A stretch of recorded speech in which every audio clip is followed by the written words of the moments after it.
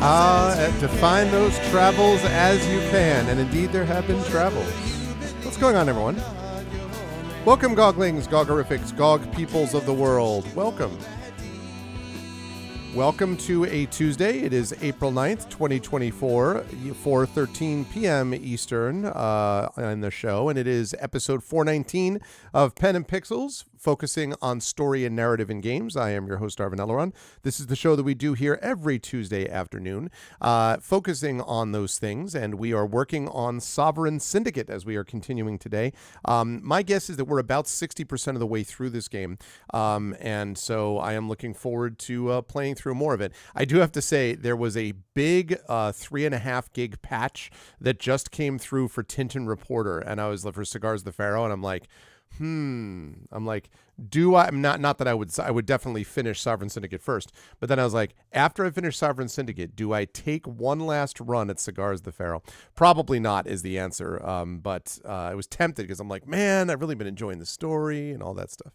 Yeah, the bad refs on a basketball match. Yeah, that was about the one you're talking about, Echo, was the women's team got a terrible call from the referees in the last few seconds, which spoiled their chance to actually win the game. So they lost to Iowa, and then Iowa ended up losing in the finals. So that was what that was about. Still, it was still a great year for the UConn women, and the UConn men won last night. So it's been a very good college basketball year for Connecticut. As usual, this is the college basketball capital of the world out here. So it was good times. I was very, I really enjoyed watching that game. But anyway, so we are, my team won, so there. Well, yeah, wait, are you a Man U person just like Dragon is? Has Dragon Spear brought you into the mix? Is that how that all worked? Because, once you get sucked into, Dragon Spear's Man U fandom, there's no escape. Anyway, but it's good to see everybody. And so we are going to continue with Sovereign Syndicate today. Before we do, just a couple of reminders about ways to support us here on the channel of GOG.com. If you haven't done so already, please follow us here at GOG.com's Twitch channel. If you haven't done so already, please consider subscribing to us here. We have our custom sub badges and emotes that you can use here, there, and everywhere across Twitch, all of which supports all of the streamers. Oh, Liverpool and Chelsea. I see. Yeah, see, I basically feel like I'm a Liverpool person myself, Echo, because Liverpool is owned by the owners of the Boston Red Sox, who are my favorite baseball team. So I kind of feel like I probably have to be a Liverpool fan.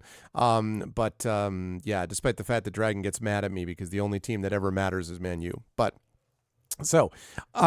anyway, so that's the that's the deal with that. They are still be mid-table. Yeah, but I thought they beat Man U the other day. Anyway, so we've got that going on, and then you can also click through to our individual channels and check out, because we have our own subsystems and Patreons and all that kind of good stuff that you can support us with, and we would be very appreciative if you would do that. Okay, just a couple quick notes about schedule. We are going to be here until about 7 p.m. Eastern, a little bit afterwards probably. Later tonight, we will have Kilgore Trout on playing some more Deus Ex. Tomorrow night, those of you who love D&D, and I hope those are many of you, should join us on my channel tomorrow evening at 9 p.m. Eastern for the Shadow Crew with Shadowed Mage as the DM, playing more of Waterdeep Dragon Heist in Community D&D. That will be a good time. You'll definitely want to be here for that. And then you'll want to be back on my channel Thursday night for some Final Fantasy VII Rebirth as well. And more of this game to come throughout the month as we get those opportunities available to us. And speaking of that, let me turn on that. There we go. Hi, everybody. Good to see you all. Welcome. I think I actually turned that maybe a little bit too high. Lighting is a little strange right now, as I was mentioning before. We are entering that period of the year for a couple of weeks where we're kind of in that in-between zone in terms of temperature. Over the next few weeks, it's going to be usually about mid-60s out there, which means that in my office it's a lot warmer until I get the air conditioning going. But until we do a couple of things, which we're going to do this summer to switch this around, it's like an HVAC system. Once I switch to air conditioning, all the rooms attached to that outside unit are also air conditioning, and that's going to be an issue in the evenings when people are downstairs and are freezing because it's still kind of, a little chilly at night. So we're going to have a couple of those things like that. As a result, I have the blinds up here closed to keep the temperature down. If I had those blinds open, right now it's sitting at about 81 degrees, which is too warm. I would prefer that it was around mid 70s, like 74, 73, 74. is what I'd prefer it to be. So it's too warm. But if I had those blinds open, it'd be close to like 85 because my office is at the top of the house. It's in a finished attic. And so it all goes up like that. So next month's temperature, ArvCon. Yeah. ArvCon is coming up next month. There's going to be some big stuff happening, I think, with Talisman Adventures and other stuff, all to benefit the Damon Runyon Cancer Research Foundation. So it's going to be good stuff. I'm actually going to be sending emails out about that towards the end of this week, beginning of next week. Again, I don't want to do it any earlier than that because people, like, if I try, companies just aren't prepared for it. But if I hit them about 6 weeks out, then they're like, oh, yeah, and then they sort of do that. So they're all about that. 70s were like last century. So old. That's actually true. That's actually quite true. So, but anyway, yeah. So that is what we're looking at. And wait a minute. That is too bright. Hold on just a moment. There we go. I think that's more like it. So anyway, the lighting is going to look a little odd, but fear not, dear viewers, because as I say, pretty soon we will have this set up such that I will be able to have my normal lighting set up on, and it will be all good. But in the meantime, we've got more Sovereign Syndicate. Now, we are, as I say, about 60% of the way through this game. I have really been enjoying this Disco Elysium adjacent, I would describe it as, sort of game. I've been having a good time with that. And I think that we are going to enjoy what we do as we play through this as well. So without further ado, let us do that. Let's fire up some more Sovereign Syndicate. As I've played about 7 hours on this so far. It's funny, the Final Fantasy VII Rebirth, I have about 40% of the trophies, and I keep thinking to myself, like, which is just kind of like a rough estimate to me of how far I might be through the game. So I keep thinking, like, man, I've played like almost 30 hours that game, but I think like 40%, it seems like it's zipping by, but 30 hours, that's a lot of time. This one, I still only have like 25% of them. I feel like I've been playing this game for longer, even though I clearly have not been playing for longer. But, okay. Right. We're working with this because I got, yes, I remember. I do indeed remember. Okay. So, we've got to inspect the body at the Velvet Rose is where we're up next.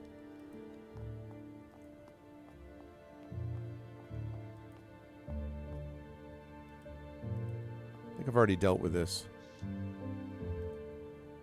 Right, yeah, I've already dealt with that.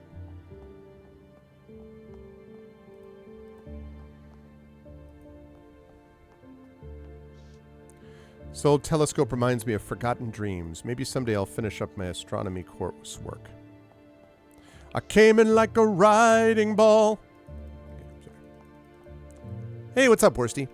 What kind of game is this? This is an RPG, but it's a non-combat RPG.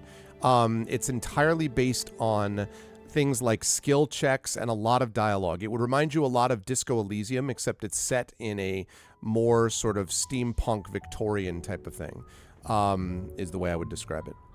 What's Iron Bear doing here? It's rare to see him without Tenor nearby. Iron Bear, good morning. What brings you here today? I thought Tenor didn't require my services until this evening. That is correct.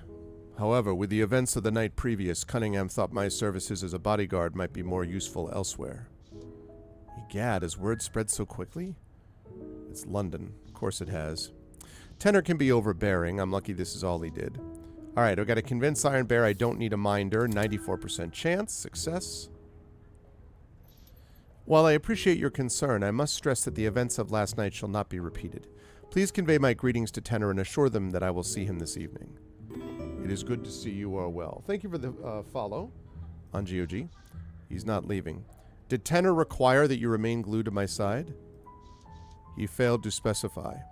Well, in that case... yeah. Well, to me, I kind of bounced off Disco Elysium a little bit just because it was so much text. And that's fine for me. I'm actually, I've not had a lot of extra time, but I did have a day or two last week when I had gotten a bunch of grading done, a whole bunch of other things I had to get done, a bunch of writing done. So I treated myself, and I'd done a bunch of reading as well. So I treated myself and played some more Legend of Heroes Trails in the Sky second chapter. So that is a very long game with a ton of text. But if I'm just playing that myself, that's fine, right? Like, I'm a fast reader and I enjoy those things, and that's great. Especially when I can play it on, in that case, my Steam Deck. So that works really well. The issue is what happens when you're trying to play something like that with that kind of extensive, sort of dense text reading on a stream. I don't know, as a stream game, it works as well as one might hope. So, in that case, I have things I must do today, and I'm certain you do as well. Cunningham is concerned for your well-being. If I didn't know any better, I'd say he included himself in that. Look, since I'm sure you have better things to do than follow me around, what if we agreed to meet later at the tavern? I believe that could be arranged. Thank you, Iron Bear. Truly. Good day, Ms. Reed. My kingdom for some respite from all this. All right. Got to inspect the body at the Velvet Rose. Hello.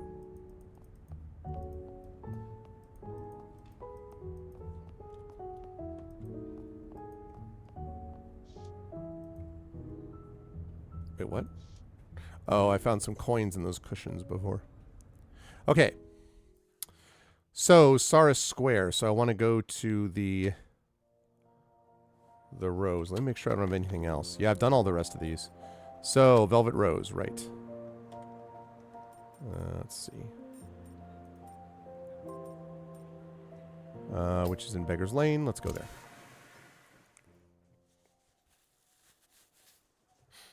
Okay.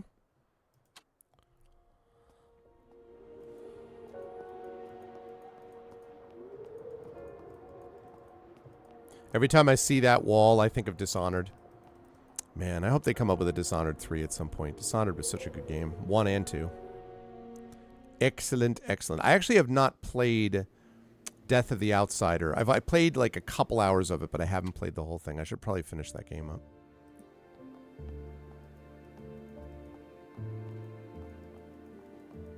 Oops, wrong way. It was the wrong way. All right.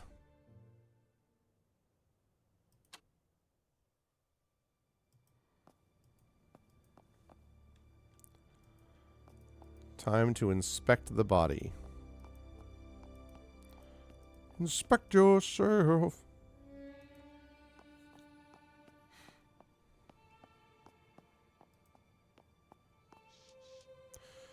Hi, Clara. I'm just here collecting my things. What with the murder so close to home, Madame Zora's going to shutter the robes for a few days. I wouldn't doubt it, and perhaps it's the right thing to do. Poor Beatrix. I can't believe the killer struck right here in the Rose. Me neither, Lou. But I'm going to do whatever I can to stop the killings. Dollies the world over would forever be in your debt.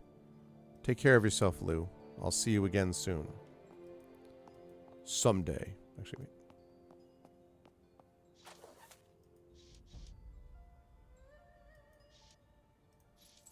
The nightstand contains an assortment of odds and ends, among them several spools of thread, a simple love note from Felipe the fishmonger, and a moonstone pendant. What you got there, Clara? Not quite sure. Arya was using that drawer last I knew. Suppose it's yours if you want it. I heard she's run off with a bow. Ain't that something? Wonder if she even heard about poor old Bee before she tore off. Do you know anything about this necklace? I've never seen Ariana wear it. Is it new? Right, pretty, that's for true. I think I got the voice wrong. I think she said it belonged to some friend of hers. I don't know how she came about it or why she wasn't wearing it day in and day out, a nice piece like that. Could this necklace have belonged to Gwen Saney? Best keep hold of it for now. Still can't believe we had a murder so close to home. Could have been any one of us. Oh, well, with the brothel closed, at least I'll have a few days off. Sure, Lou. You deserve it. I'll see you around. Okay, that's good.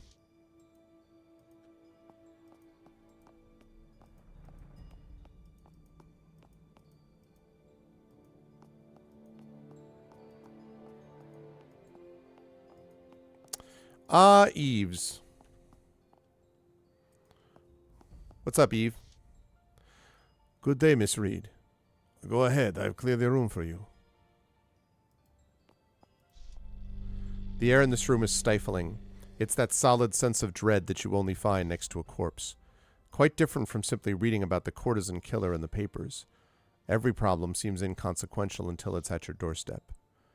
Beatrix, we may have had our spats, but you didn't deserve this. Would it be pertinent to look around the room or inspect the body first? I think look around the room. This pocket watch looks rather familiar. Have I seen it before? The interior of the cover is engraved with a decorative image of a bird in flight. There appears to be a significant scratch marring the image. You take the watch with you. I'll hold on to this and see if I can inquire after its owner. Maybe Aunt Selina over the curio shop could enlighten me. Okay. And then B's hair comb. Beatrix's golden hair comb. She claimed it was a family tradition for the mother to gift one to the daughter after a first client, crowning her proper worker. A member of the oldest profession, as it were. The only time it left her head was when she'd polish it and then stashed under her pillow before bed. Place it back in her hair. This is a kindness I should grant Beatrix. She never parted with it in life, nor should she in death.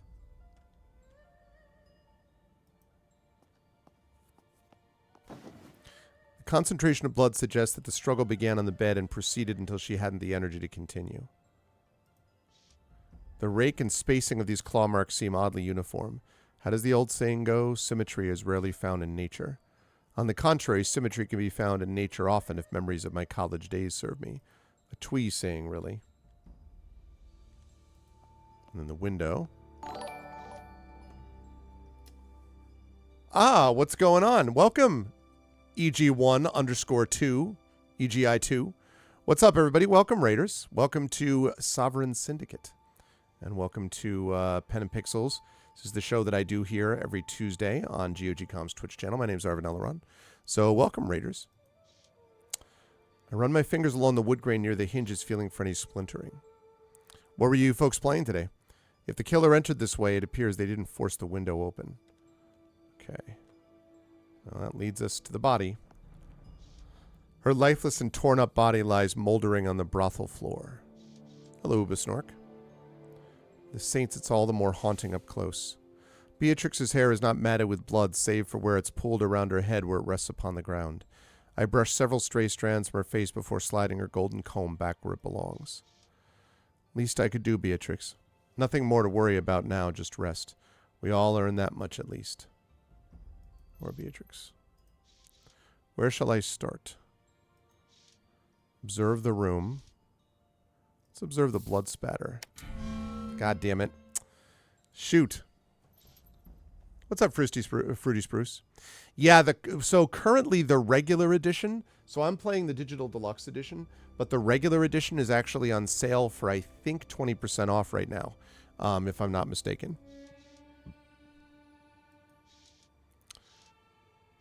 Okay, can we get this right this time, Intellect? There we go. Inspect the body. Her injuries appear to be puncture wounds primarily, with some slashes and rips interspersed. Many of these wounds are surprisingly neat. Whatever inflicted them was sharp and precise. The cause of death was most likely blood loss or perhaps asphyxiation. Either way, her neck is now little more than a pulpy, bloody mess which sits congealing on the floor. Her chest and lungs likewise have been badly damaged. Let's investigate the puncture marks. Very nice, very nice. The character has gained the polymath trait. Nice. Will now be able to select dialogue options that require this trait. That gives me more options during these skill checks. The multitude of puncture wounds across her body seem to have one thing in common. They are, generally speaking, uniform, as if they were created by the same weapon. Whatever created them passed in and out of the flesh cleanly, with purpose. The puncture wounds, the shape of the injury, even the fight in the torn-up corpse, suggest that this was an attack carried out by tooth and claw. But if that's the case, why are the wounds clean? The creature bit but did not chew, did not tear off chunks of the still warm flesh to consume. It's staged. They want to put the blame on the guy who's actually a werewolf. What about the torn stomach? You could do it? Ugh.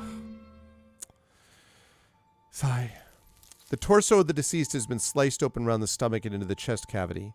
It's vile work and hard to see much of anything through the new blood that seeps sluggishly from its prison, now freed by my intrusion. Her organs are a riot of reds and browns bared to the cool October air. I recognize a few and find others conspicuously absent. Her heart is nowhere to be found, for instance, and I'm rather sure a body is not meant to have this much empty space inside. Not sure I found what I was looking for, but what I've seen will linger in my already troubled dreams. -5, hope. Still have 90 for hope. I I have a bunch of these.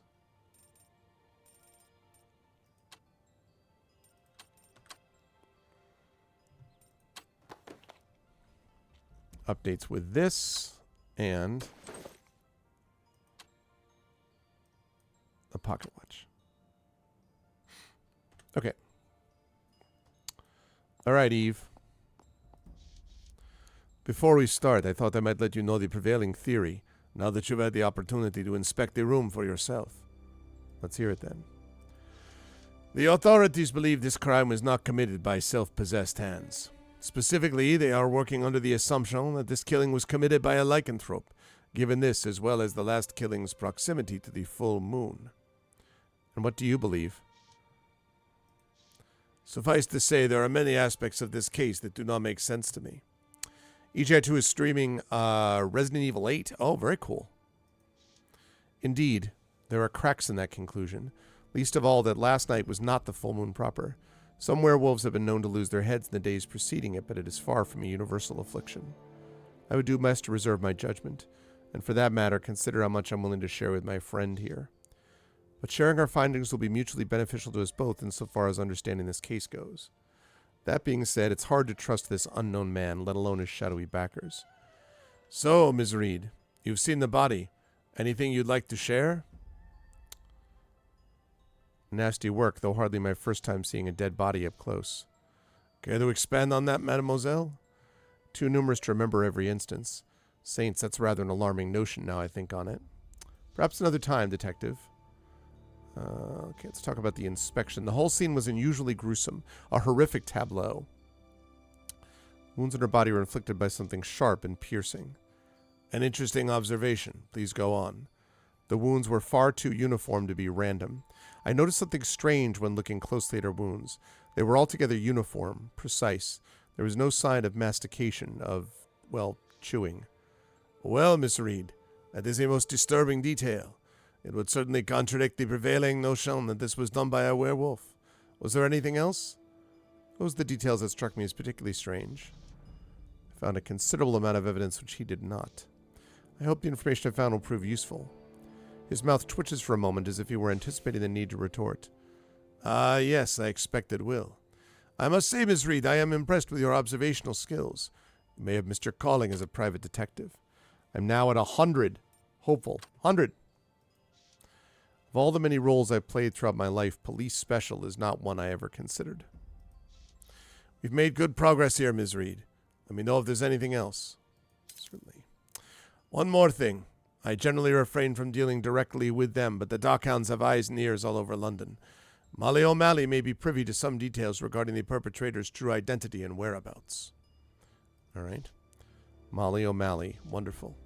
By the by, Ms. Reed, I would like to fill you in on what we know of the other victims. It's important you know what we're walking into. All right. What should I know? What would you like to discuss first? Ask about the first killing. What would you pin as the first incident of this case? Can you tell me about the victim? The first reported victim was a washerwoman by the name of Rachel Nichols. I recall hearing of her death. The papers claim she was streetwalking when it occurred, though I'd never encountered her in any circles that I'm privy to. Indeed. Ms. Nichols had her issues with gin and was sleeping rough outside of some shop or public house the night of her death, surrounded by a tidy collection of Jonathan Silver gin. The self-same gin I received from Glenn Forrester. Must be a favorite of his as well. Though I found no indication she ever worked as a dolly, let alone on that evening in particular. Yet the papers reported as much. I can't say I'm surprised. Her body was found several months past at the height of summer. I sense a butt coming. However, I am given to believe there was an incident that predated even hers. Gwen Saney, whose body washed up from the Thames some 2 months prior to Ms. Nichols. Gwen Saney. I believe I might have a connection to Ms. Saney. Ariana spoke of her just last evening. A fellow seamstress from her early years, if memory serves. Ariana was quite concerned about the circumstances of her death. That is fortuitous for us. We should track this woman down and question her on what she may have learned of Ms. Saney's death. That will be quite difficult, I'm afraid. Ariana Luttrell eloped with her lover sometime last night. I have no idea where she is now, but it will take some doing to find her in a timely manner. Is that so? All the same, I shall expend my resources to locate her. In the meantime, there are other leads we should follow. Ariana said Gwen was raised in Bruslavia. Given our suspicions regarding lycanthropes, that information feels particularly relevant. Let's see. Indeed, that is quite the break. Well done, Ms. Reed. Fantastic work. We'll have to keep it in mind moving forward. Certainly. It's a lot to take in. Ask about murders. Have you heard about any other killings of this type that were not reported on? As you know, this woman was not the first victim of this particular modus operandi. He chose his phrasing carefully there. To answer your question, neither the crime scene nor the particulars of the victim are unique. They follow an obvious pattern, of course, that which popular consciousness is privy to, and other similarities besides. I knew these atrocities were particularly gruesome, but it would seem many particulars of the case have been left out of public knowledge. There were similar incidents that, for one reason or another, have not been taken up by the press. Tragically, even accounting for them, there is little to go off in terms of identifying a suspect. Little but not nothing? The edge of his lip curls up for a moment, almost imperceptibly. Indeed.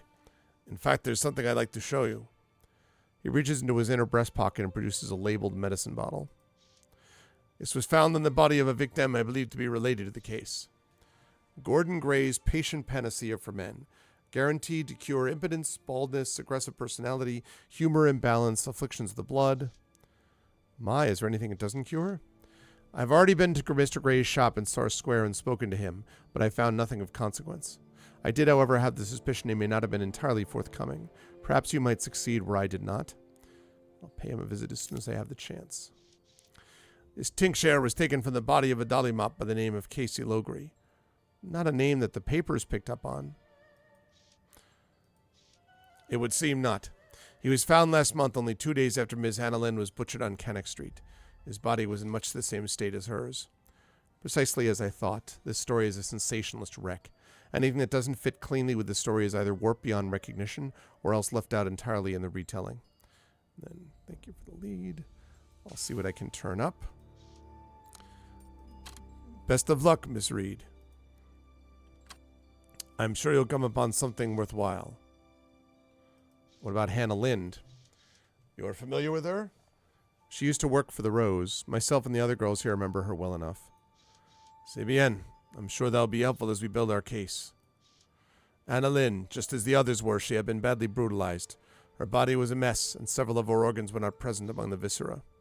Just the same as the senseless slaughter that occurred last night. Can you tell me what Hannah's time at the Velvet Rose was like? I was not particularly close to Miss Lind, but I recall her employment here ending perhaps 2 years ago. Were the circumstances of the deceased's departure amicable? They seem to be. As far as I'm aware, she relocated to the south bank of the Thames. It was Madame Zora who suggested a more local brothel. She moved as planned and was thereafter employed with them. There were no hard feelings to speak of. I'd heard much the same already, but thank you for sharing your perspective, Ms. Reed. Always a pleasure to help. Anything else I should know? I'm afraid that is all I know of the other victims. Okay.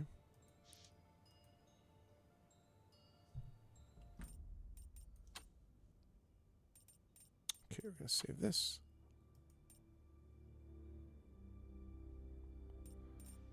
Okay. Right. Okay. Give me chat just a minute, and I shall be right back. Hold tight for a second.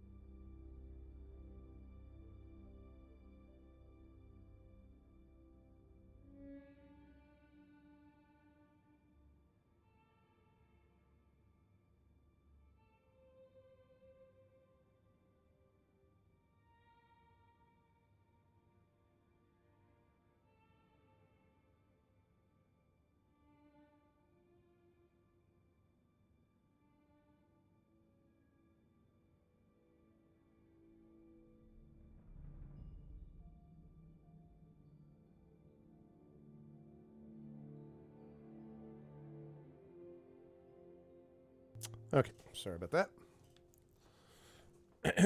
All right, where are we? Right. So, oh yes, I have to visit Molly at the tavern.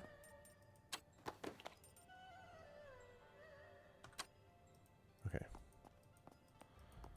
Molly, Molly, Molly, get your adverbs here.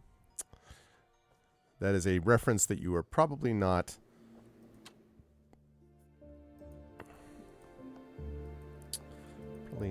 necessarily a part of. Okay.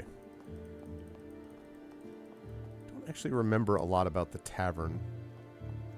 I did go there, but I don't remember exactly what it was for.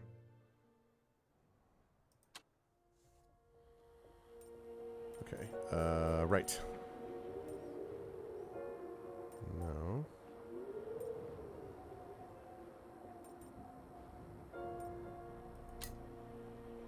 I'm going to go here because I also have to go to the Curiosity Shop and check in on the Curiosity Shop.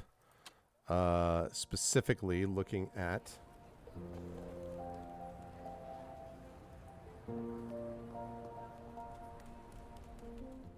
the pocket watch.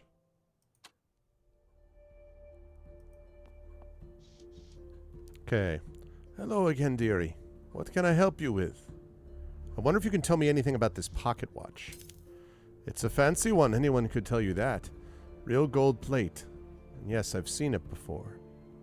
Is that so? Are you sure? Yes, certainly. See inside the lid. An engraving of a bird with a great bloody scratch across the beak. What a shame. But I recognize it well. Sold it to a chap a while back. Tell me about the man you sold it to. He'd never been in the shop before, but I might have seen him around the neighborhood. Tall fellow, lean but not scrawny. Didn't look moneyed at all, but gave an impression of great strength. Stunning head of hair on him, too, ginger and thick. Sounds like Miss Kameni has a bit of a crush on this mystery man. A girl could do worse, that's my opinion. You recall the man's name? I believe so. Sean Simon, perhaps? Sykes? That's the one. You don't know him, do you? I've made his acquaintance. Knew I recognized the watch. That's more than a little suspicious, seeing as I found it at the crime scene. But it's almost too suspicious. Yeah, again, Sykes is the guy. See, Sykes is the one that they're obviously trying to pin it on. The issue is I don't know who the they is that's trying to pin it on him. Could easily have been planted there. You remember when you sold it? A few months back at least. Might be more than a few. Alright. Pocket watch. Oh. Didn't find a way from lost found, did it? Perhaps not. Is its owner still with us? You mean... Are they dead? Not insofar as I'm aware. Aye, that'll be it then. There's plenty lingering on this watch, but it's not attached to the deceased. Not directly, at least. Not sure I follow. Tell me, Clara, have you ever seen a spirit? Several, in point of fact. Not this nonsense again. I'd hoped I was past this. What would you say if I had? That I'm not surprised. You've that air about you, bit of whatever it is. I know what you mean. Tried to perform my fair share of magic in the past, though I'm no half-blood fae nor some shapeshifter in human form. Interesting. That said, the gift doesn't have to be all flashes and excitement. You see the truth of things, and that's no small feat. I have enough problems with the real world as is, not keen on taking on magical ones by dint of my arcane skills. If you've got items from a person who's passed away, bring them to me, all right? If I'm correct, we might be able to have one last chat with the dearly departed. I'll let you do the magical honors. Not me, Clara. You. This isn't some sacred wisdom from my traveler mum, or a ritual that some gadjo is trying to ape for coin. Anselina spits upon the ground. Can't rightly say why it is, or why, or what it is, or why. I've just been around long enough to pick some things up, and I'd wager this isn't the first time you've seen death, or had a run-in with the other side. Welcome to the other side. Dun, dun, dun, dun, dun. Are you ready? Okay. Beyond the Veil, Murder at the Rose. So find an item which belonged to the victim at the Velvet Rose. Beyond the Veil Shadows, find items that once belonged to the courtesan killer's victim, which are the same thing. Would any item from the deceased work? Not just anything. It'd have to be something meaningful. Should be more specific? Afraid not, my dear. What's enough for some isn't enough for others. Sometimes nothing is enough to claw someone out from behind the veil. And I'm not trained in this sort of thing, just seen enough to make it work. Right, anything else you need from me? It's nice to see you, Miss Kameni. I'll be on my way. You're welcome back any time. It's lovely having you stop by.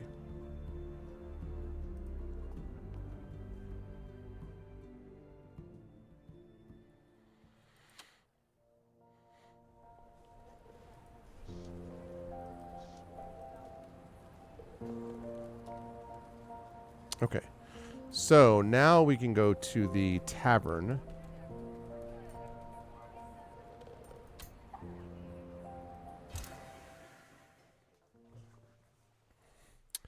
And talk to Molly, who we've been hearing lots of things about.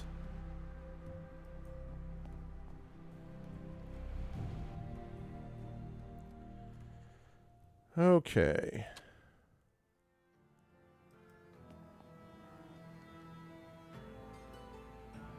We have Iron Bear. Here's Iron Bear, and Tenor still nowhere to be found. As always, he's doodling in the notebook he brings with him everywhere. Tumbler of whiskey sits before him on the bar, dewy with condensation but untouched. Good to see you again, Iron Bear. May I ask what you're working on? Ms. Reed, I see you're a woman of your word. I'm working on battle plans, of course. I am an advanced scout for the Comanche people, and once I report back, we will conquer all of Europe. Had his dry wit not broken into a small chuckle, I might have believed he was serious. Let's see. Very droll. It is now my turn to ask about what you are working on, seeing it as it has provided me with an unanticipated day off.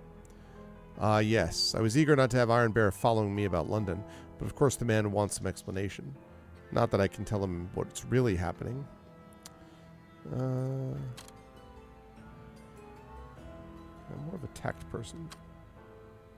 Just client business, you know, of a sensitive nature. His skepticism radiates, though he doesn't gainsay me.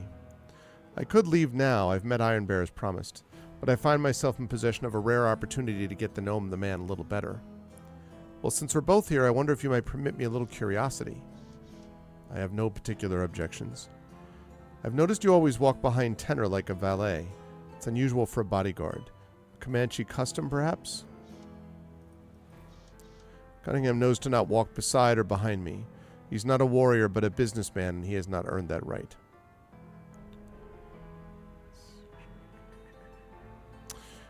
You're anticipating a bit of danger this trip, looking forward to a bit of flash. It's best that these things go smoothly, though I won't pretend a bit of danger wouldn't liven the endeavor up. Bit of a risk-taker, then? Heavens know I can understand the appeal. My employment with Mr. Cunningham has other benefits. Our association provides me with many opportunities I would have otherwise missed had I traveled on my own. Yes, he is useful that way. I'm particularly interested in the recent English preoccupation with steam technology. Oh, is that what you're always working on? Mind if I take a peek? Please. Rather than hand me the notebook, he opens it to a particular page. On the left-hand page is a collection of sketches. As near as I can figure, they're the disassembled components of some kind of machine. On the facing page is a list of names. The ones I recognize are either Arsenal employees or black market weapons dealers. Most of them are crossed out. Appears you're running into a few brick walls here. Yes, I have encountered unanticipated obstacles. It appears that even London's darkest underbelly is reluctant to deal with foreigners of a certain caste. Is something I might be able to assist with? Perhaps so, given that Lord Braxton is one of your clients. Not only do they specialize in consumer devices, but Arsenal's the premier weapons manufacturer in England. My people have the numbers, the resources, and the will to defeat the Republic of Texas Rangers. They lack only the right weapons.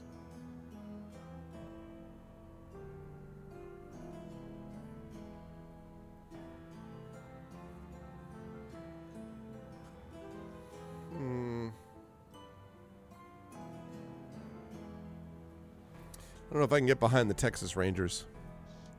But if I'm in a position to help you, then I will. But what exactly are you proposing? I have it from a reliable source that Lord Braxton has developed a prototype for a steam-powered repeating rifle.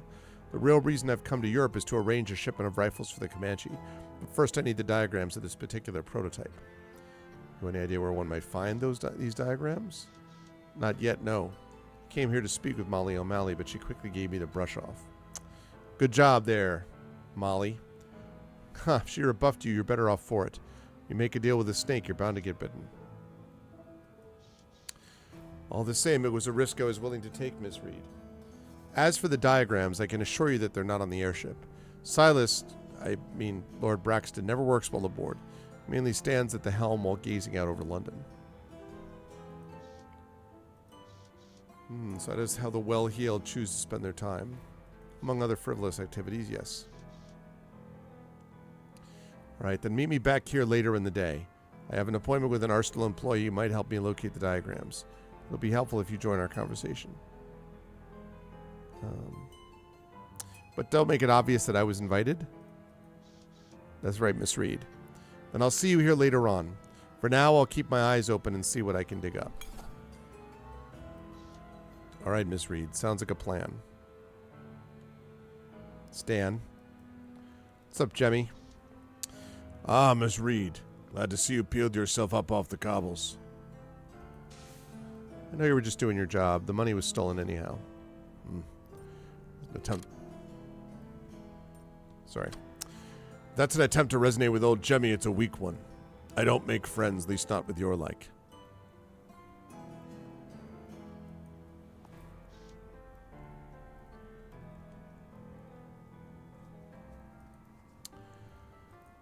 Okay.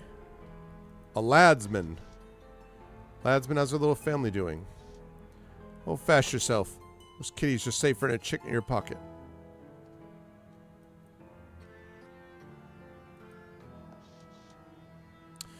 Budgie Babcock, a crimson herring stapled to his bookkeeping for Molly. His eye bags and pallid village suggest he's a night owl who seldom unwinds. Keeping the books. Let's see. Keeping the books? What?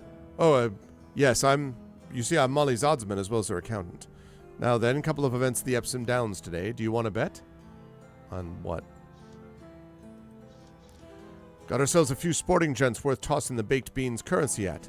One on horses, another on steam cars, and even gin is fair game.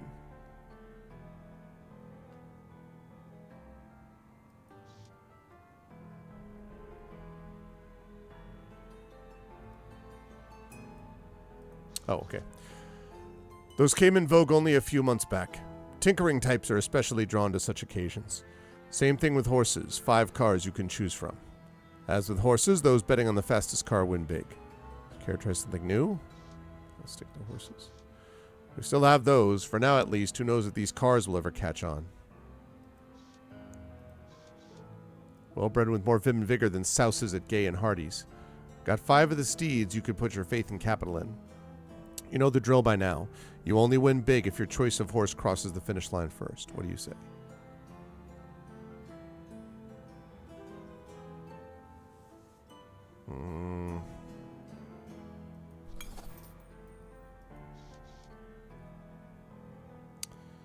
I'm going to say bullet. Then come back later and see if your bet paid off in spades. Okay. There's Molly.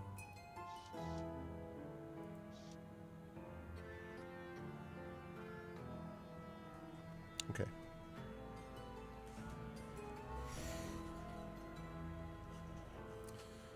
Okay. Who's a good boy?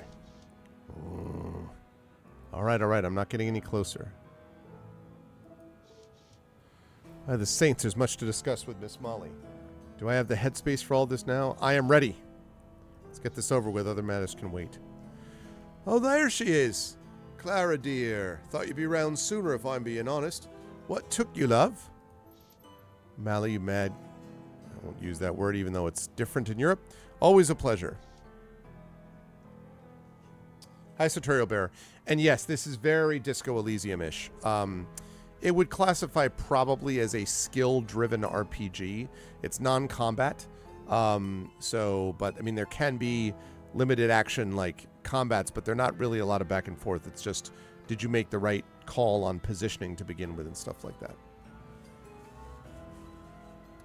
Man, it is getting warm. Even with those blinds closed. Okay, I knew I could count on Clara Reed to be sensible. Always said you were a proper professional, I did. Molly is trouble. Even before all the morals and high-mindedness, by nature she can't be trusted. She's too clever by half and delights in finding new missteps to hold against a person. She worms her way into even the smallest cracks and grows there like a weed till it tears wide open. Would resent her more for it were not so damned impressive. What can I do for you? I'm sure you're not here for a social call. It's Been some time since I partook in a social call with O'Malley, thank you very much. And I have no intention of picking the habit back up now. Feeling insecure? Don't tell me you need a dog to protect yourself now. Yeah, they are different than everything else, that's true. My dog could tear out that chatty throat of yours in a split second. But no, I don't feel insecure. Does he have a name? I thought about naming him Caladan like the Minotaur fighter, but that would have been degrading. So I ended up calling him Hercules, like the famed Greek warrior. Very unoriginal, like everything about this one. How unique.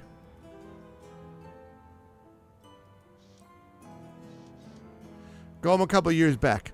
I was at one of these demon dog shows, you know I like those, and I saw this fellow make his way through all the obstacles without missing a beat. Some famous town for the Baskervilles was there, but my Hercules was more vicious. Saw him tear up a gate rather than go over it. That makes sense. Was it enough to offset the weighting of dexterity over strength? Why, Clara, I had no idea you were so informed. Yes, it did, as a matter of fact. Highest strength showing of the season. I've been dragged along by Silas on occasion. It's certainly not a pastime I have any fondness for. I consider the other hound, but I prefer a physical threat to a silent menace. That's Molly for you. It is so very interesting. What is he trained for exactly? Well, for killing, of course. Other dogs most of the time. He's been the dog-on-dog champ off the East End for a decade. He's just had his 8th birthday, and damn is he still kicking.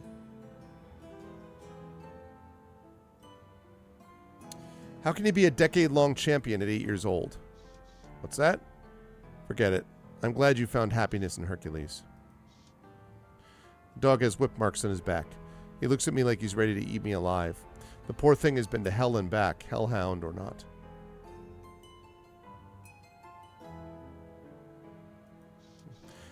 Any road, I found a new revenue source, which always makes me happy. Okay. You have your hand in 100 pots, Molly. Surely you know something about the ongoing murders that the Bobbies don't. That's flattering, Clara, but I'm not omniscient. How should I know something even the old so exceptional law dogs of Scotland Yard don't know? On an unrelated note, did you see the papers this morning? Quite a little number on the front page. I haven't at the time. Right, let's see. I so read? What's a hell of a story? Molly offers me the newspaper set conveniently upon her table. My salutations and regards. I've had such a good time with these dollies thus far. The last one was quite full of piss and verb, but great fun all the same. I love what I do what I love, and my love will flip London on its head.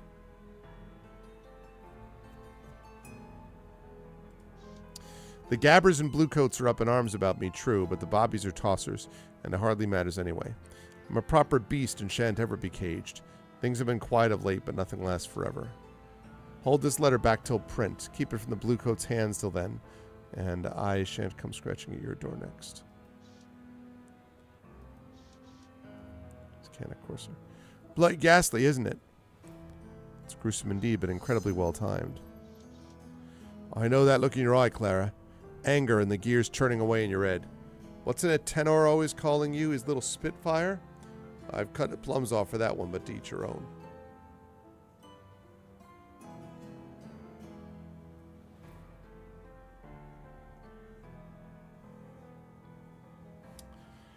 Really is more of an adventure game, I think, than anything else. Yeah, very much so. Very Jack the Ripper files. Because, like, the courtesan killer has been kind of a through line through all these stories. What's a tenor always calling you? His little Spitfire? I'd have cut his plums off for that one, but to each your own. What about the paper, then? What am I meant to see?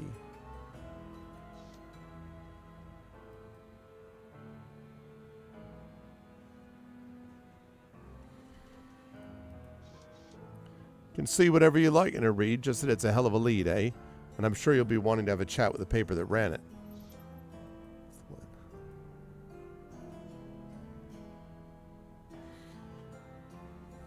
Okay. You're right, I should make a call to the London Journal today.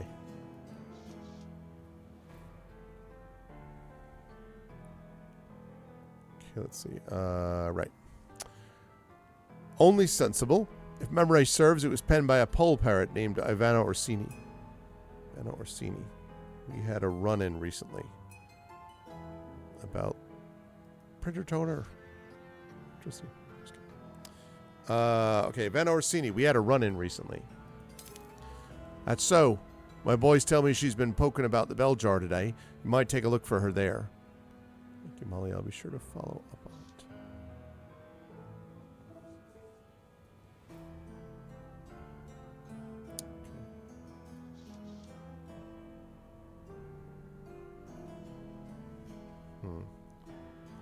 Oh, okay. Sorry, Chad. We have a thing going on with a couple things I have to arrange about the house. So I have to take this also. So give me a second and I shall be right back.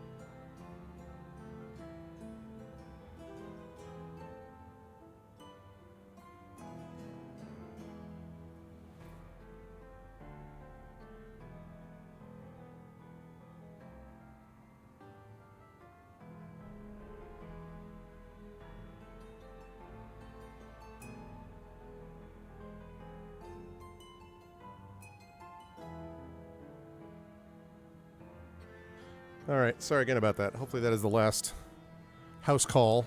Not call at a house, but call regarding house stuff that I have to deal with. My apologies. Welcome, Infinity Simplex. Okay. What's a bit of help? Don't pinch my capital again, or we'll hack off your legs, tie you up, and toss you in the Thames. Well, that's great. New chapter. Selfishness is not living as one wishes to live. It's asking others to live as one wishes to live. So I finished chapter 9, which brings us back to Teddy Redgrave. Okay. You meet with Dante and Silas Braxton, head of Arsenal Engines, upon Silas's air yacht, a marvel of both technology and luxury.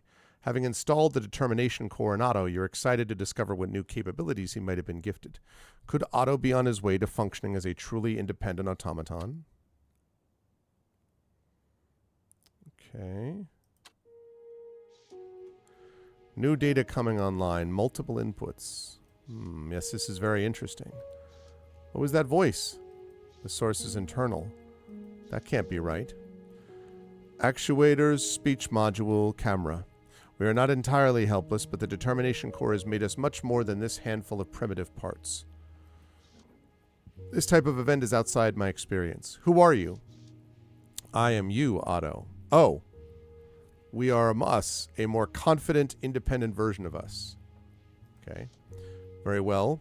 I welcome this improvement to my programming, even if I am not sure what it means. Impressive. This Teddy character's nascent attempts at data processing show real promise, though of course it's nothing compared to what we are. What do you know about Teddy? Everything that you know, except that with my superior reasoning I have come to the following conclusion. You were a mechanical serf, Otto, who Teddy Redgrave orders about on menial errands, a shiny gewgaw he shows off to his friends. Pathetic. Not true. Teddy does not own me. We are friends. Equals. Never mind. This has been fascinating, but your input is no longer needed. Wait, what? Wish you could smell that, Otto. Fresh ingredients are dear in old London town, but a good diet's one of the many things that separate us Irishmen from those half-wit English, eh? Problem with the English is all they care about is work and duty and Her Majesty the Queen. No appetite for life. Is olfactory data high value? Absolutely it is. Just like emotional data when I can bear it. Do I have access to emotional data? Well, that's a right puzzle, Otto. With the determination engine installed, I believe you're best suited to answer that question. When will I be able to answer it? We can't run too far. Hold on.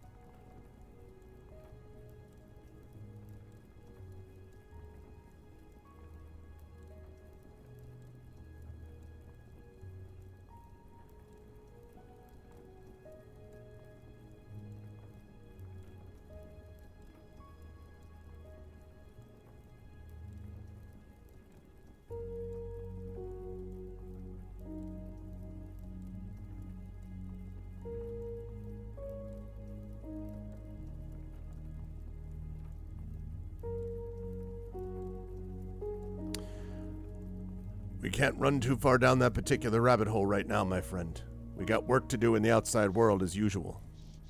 What sort of work will it be? Don't remember what his big thing is. Analysis is bigger? Won't know until we check the mail. And I better get you down from those hooks while I'm at it.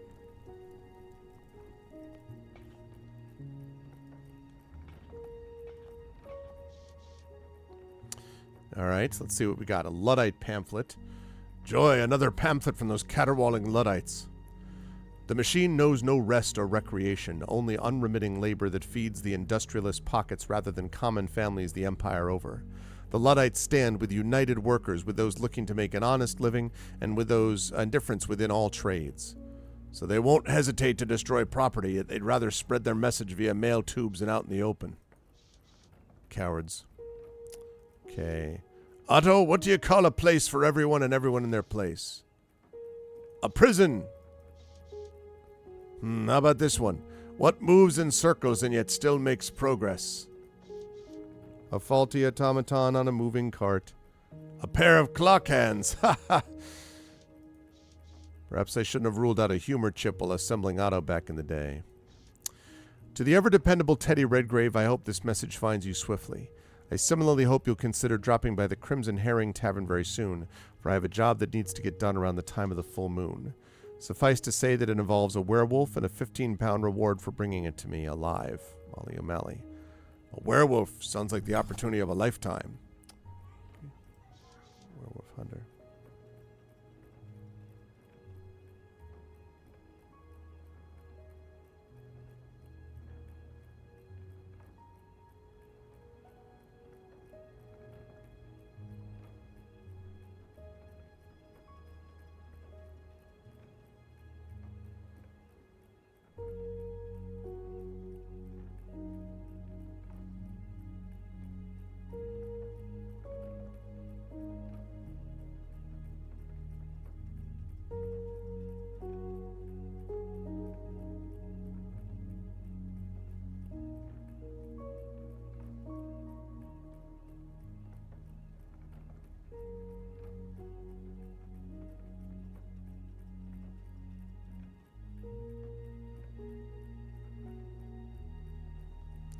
Okay, let's see.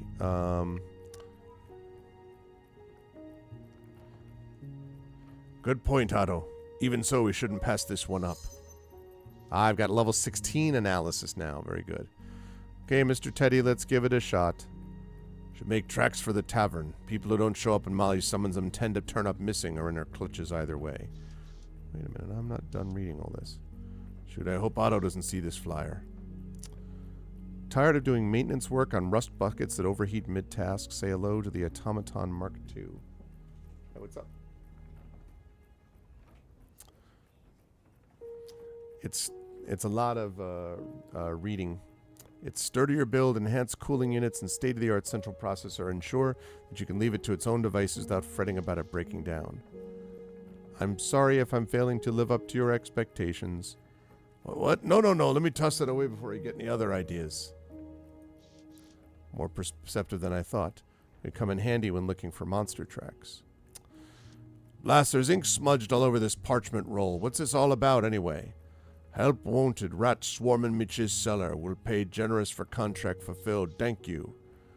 Hope recall advertising my services liberally. Or perhaps hunting large beasts down has generated more word of mouth than I realized.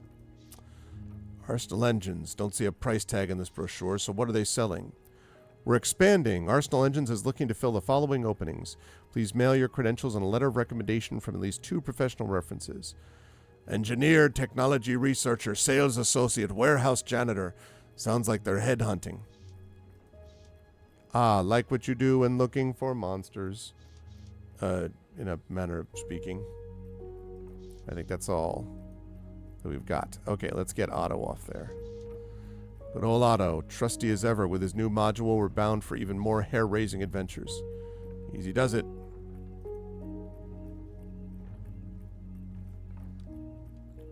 Okay.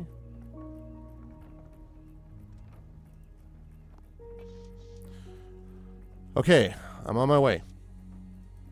Let's see what we can do about talking to Molly.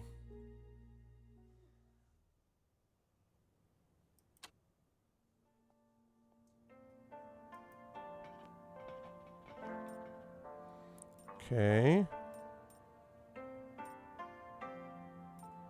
At the...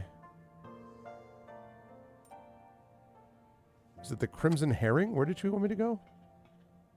I think it was the Crimson Herring. Yes. Okay. Where I just talked to her as Clara, not as Teddy.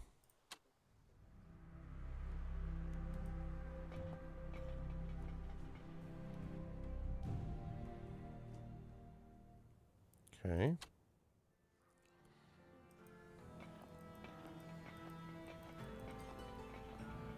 Hello, Molly. How do you do? All right, easy boy. There's one small item I want to discuss before we talk about your contract. Your sabotage of my gin distillery. Go on, I've been waiting all day to hear this one. It was an illegal operation, and I stopped it. I'll not apologize for that. Oh, that's good to know, thank you. You needn't apologize, but you will pay for it, however. I'll save your punishment for later. Looks like it takes her great effort to retrack her train of thought. Notably, she seems resentful for it. I can't tell if she resents me or herself more for losing her composure in the first place. So, Mr. Redgrave, how's hunting? I think it's... yeah, ingenuity, that's what I thought. I've no complaints. Heard you have a job for me. You should be pleased. It's a werewolf hunt. That's especially of yours, yes? Standard job, standard rate. Her insistence on the word standard doesn't ring true. As you know, I often host gambling events in the basement of the tavern. Pit fighting of all kinds. You want a werewolf brought here in good shape for a pit fight? That's right, so don't rough him up or let him transform before he arrives. Pit fights are brutal enough, but to bring a werewolf into it invites a massacre. I shudder to think of the outcome. Live capture and delivery is hardly a standard job. What if he transforms before I can restrain him? I've arranged for a powerful tranquilizer. Using that, an experienced hunter like yourself shouldn't have to break a sweat. I'll need a heavy dose and has to be high quality. You expect me to pay for it out of pocket? I thought of that too. Let's go to the apothecary and have Gordon charge it to my account. Alright, who's a lucky contestant? That'll be Sykes, yeah. So Sykes has been doing this whole business. He's hiding out from the coppers who want him from questioning on the Courtesan Killer murders. But if they get to him first, they'll rough him up and he won't be any use to me. When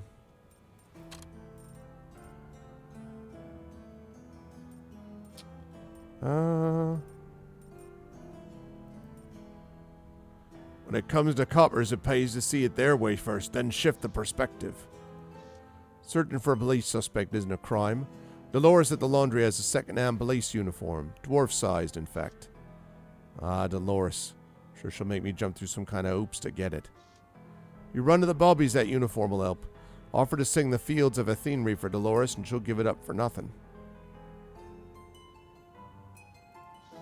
Although if I'm caught out of mean a drubbing, those blue banders are often proud of their vines. Which is odd, considering their complete lack of fashion sense. Take this too. If the Bobbies really pin you down, there's no way out, just hand it over. It's only for emergencies, mind. I'd prefer you don't have to use it. How am I supposed to find this Sykes fellow? Here you are, Redgrave, spoiled for choice. Ask at the Rose, the pet broker in Sorris Square, and that centaur fellow who's often in the square as well. Spoiled isn't the word I would have chosen. Why the pet broker? Sir Willard sees a lot of action in Sorris Square, and when he's not harping about his chipmunks and otters, he's a regular in the gambling dens as well. Sykes is known to round out his vices at the tables. Why the Velvet Rose?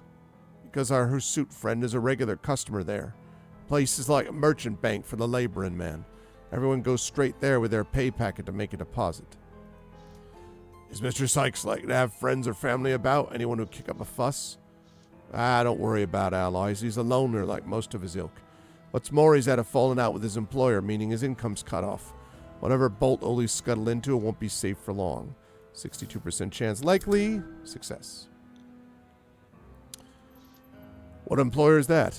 Well, Lord Braxton, as it happens. Of Arsenal Engines. That's the one. I don't suppose you know him personally. I've met him, yes. Actually, I installed a bit of Arsenal's cutting-edge hardware and auto here. The new upgrade is functioning as designed. Oh my, is that so? Well, just between us, Lord Braxton isn't adept at everything. For example, he lets his bodyguard have time off around every full moon. Not that I have proof, but I get the impression that Molly and Lord Braxton may be in business together. That's how I find out Sykes was a werewolf in the first place. Any road, Lord Braxton doesn't know it, and what with the heat from the bobbies, old Sykes has his back against the wall. She's certainly gleeful about it. What about that centaur? I don't remember the chap's name, but he's often loitering in Sora Square. He's been nosing about in police business, and rumor has it he's taken an interest in the same crime they want Sykes for. Otto, show her the picture you took of Sucker Jones' arm. Affirmative. Take a look at this souvenir I picked up on a recent job for Bixby. Believe it belonged to a man in your employ, called himself Sucker Jones. Molly makes a show of carefully examining the artificial appendage. By judging by her expression, I'm guessing her technical knowledge is next to nil.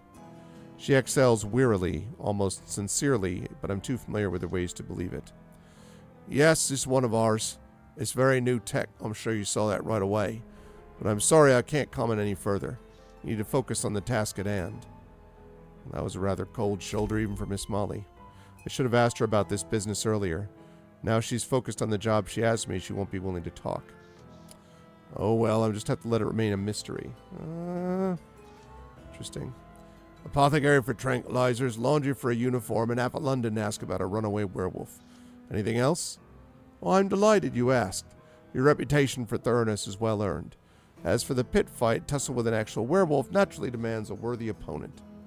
Who's the poor sod she has in mind? You'll earn a stiff bonus if you can enlist Atticus Daly for the bout. He's a Uncle Oaken Minotaur given to brooding. I'm certain you've seen him skulking about town. He's the chap with his own personal rain cloud that follows wherever he goes.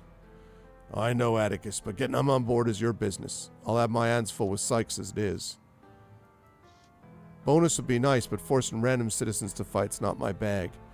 Taking a dangerous werewolf off the street, on the other hand. Oh, but just imagine, a bullman of ancient grace against a moon-cursed maniac. The punters will simply go mad. And anything you want for drinks during fight, tell him Molly has it covered. Right then, Molly, I'll see you later on.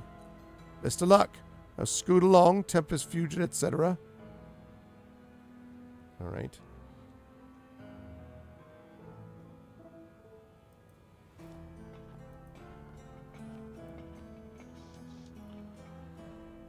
Let's see. I want to get that stuff right now.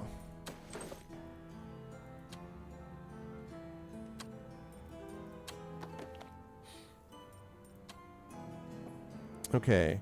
Tranquilizers, police uniform. So it looks like laundry. Talk to Dolores so I can get a uniform. Then to the apothecary to get a tranquilizer. So that's what I should do. First step, laundry.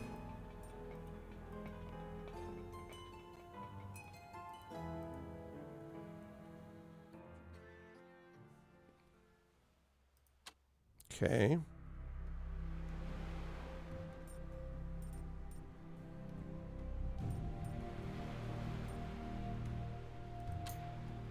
Let's go there first.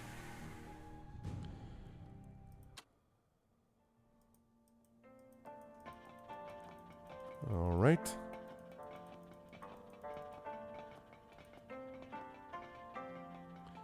I need a police uniform.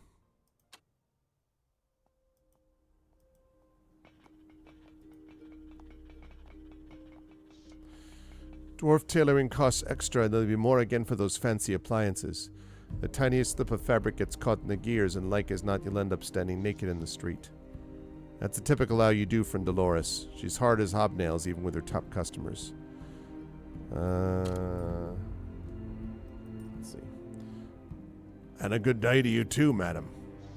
You're going to tell me your business, or did you just come in to admire my looks? I'm actually here to pick something up, a police uniform. I see it right there on the racks. Molly sent me. You're to pick it up, are you? Funny we skipped the part about my payment. I believe Molly intends to settle that herself.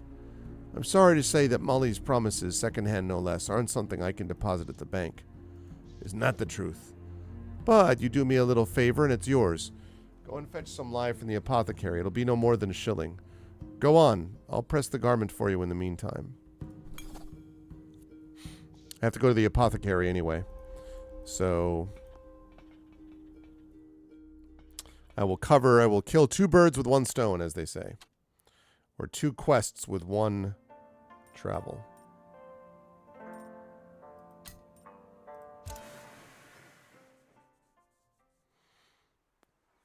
Okay.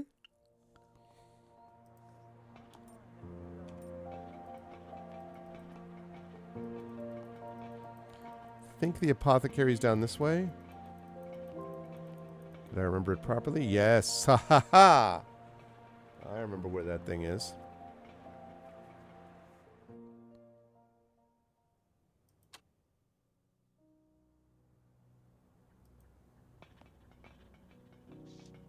So this bloke's seen a fair length of rough road.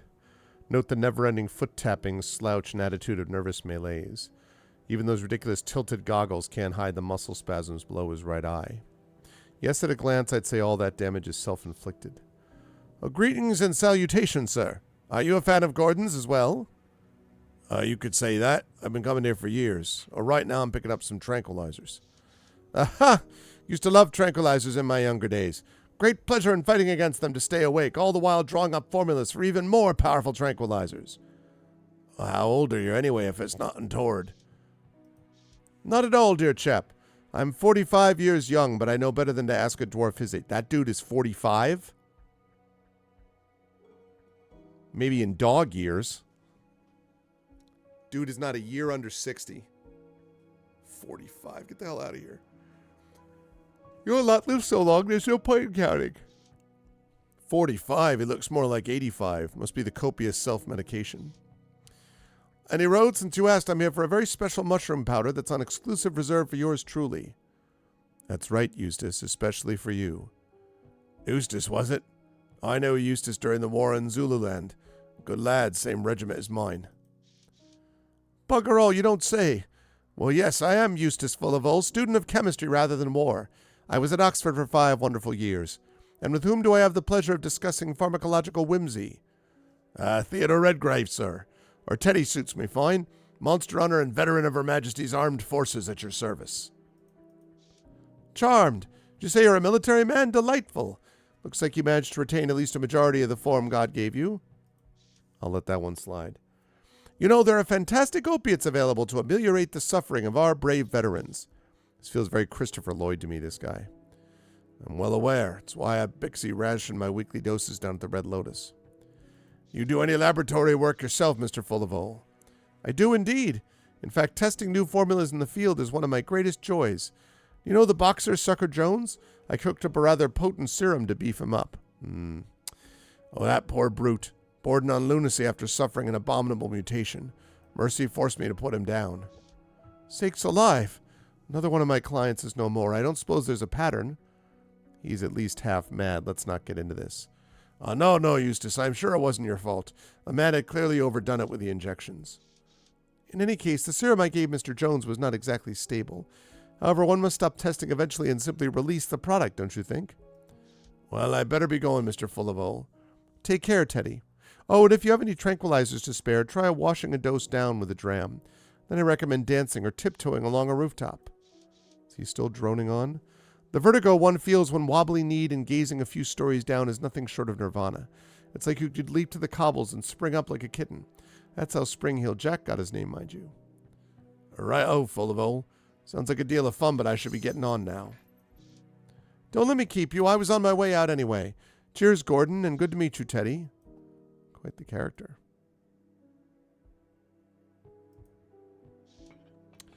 Mr. Redgrave, what can I help you with? Straight to business. That's a nice change of pace. That Fullival was an odd chap, eh? Perhaps, but a rather loyal customer. Listen, Mr. Redgrave, word is carried fast about how you dealt with Sucker Jones. Uh-oh. But you know, I have to tell you something. It was tragic what the serum did to Sucker, but... Oh, I left my... I was going to say, like, where is my water? And then I realized I left it over there. Water is over here.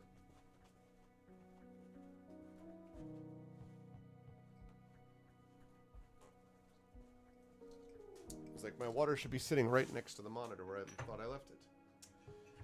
But I did not leave it there. It was tragic what the serum did to Sucker, but he didn't die in vain. If you like, I can show you what I mean. Impulse says, now that's intriguing. I've rarely seen Gray show enthusiasm like this. Fellow's typically quite dull. A mystery, eh? Very well, lead on.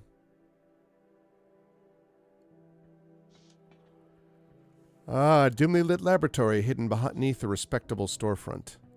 Gray gestures to the body of the unfortunate Sucker Jones. You can believe it, this pile of bloody carpet rags is Sucker Jones. Tough job saving both kidneys, and I lost the spleen entirely. Good thing I have an iron stomach as well as limbs. Can hardly see anything human about old Jones now. Of course, that was true when he was alive as well.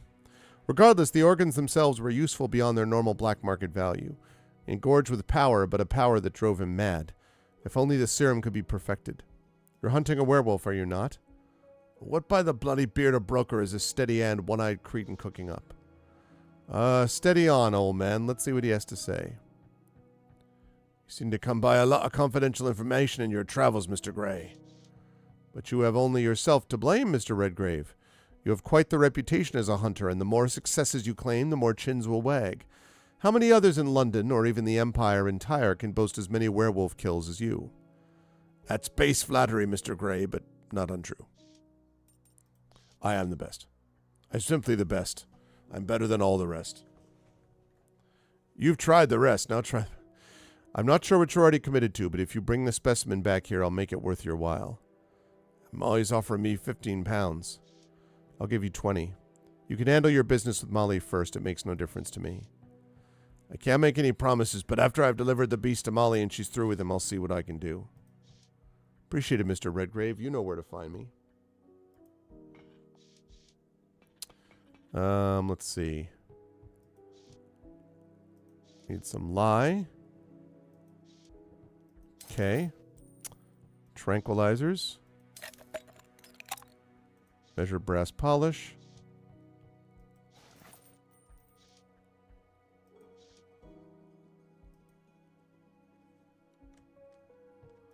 Okay. Stained sack of rough canvas bulging with its most recent resident. An urn for the storage and interment of ashes. It's fashioned from obsidian glass. Fancy. Variety of glass flasks, beakers, and whatnot. Tools of the trade for any chemist.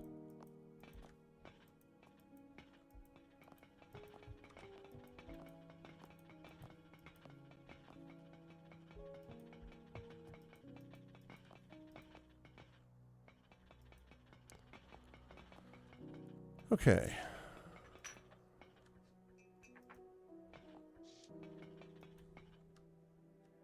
I think I just double checking up in this room.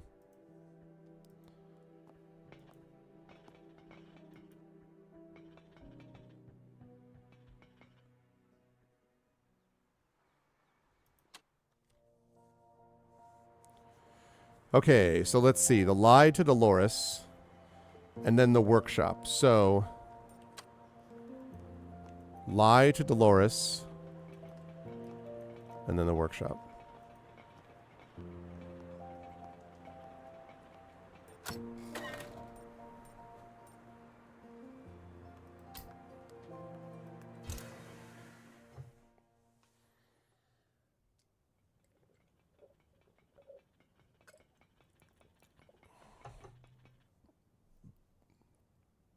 Okay.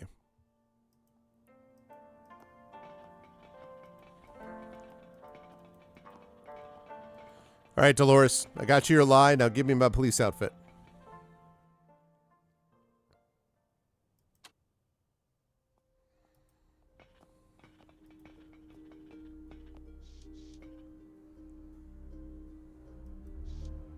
I do. Fair trade, then. Not a lot of call for dwarf police uniforms. Good day. I can put this on back in the workshop, and I better use my mirror to make sure it fits. Okay.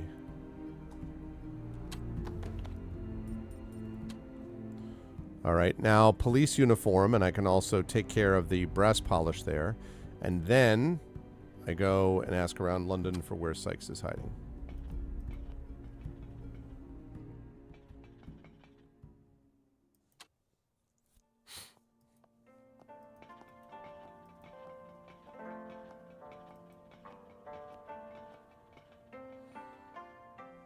Okay.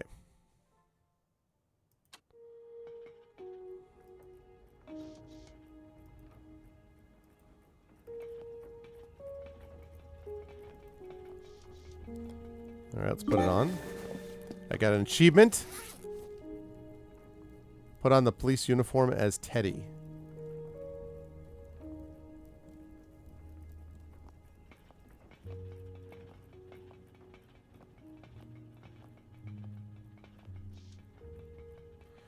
Start a resident automaton. But I have...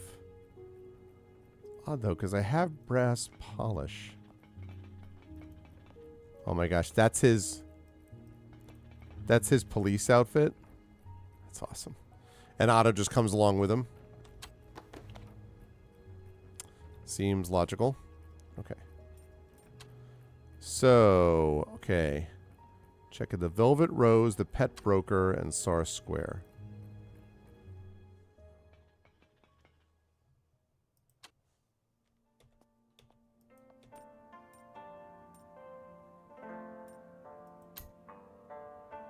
Velvet Rose first.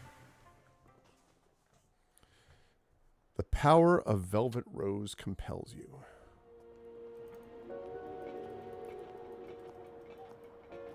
A lot of things sending me to Velvet Rose.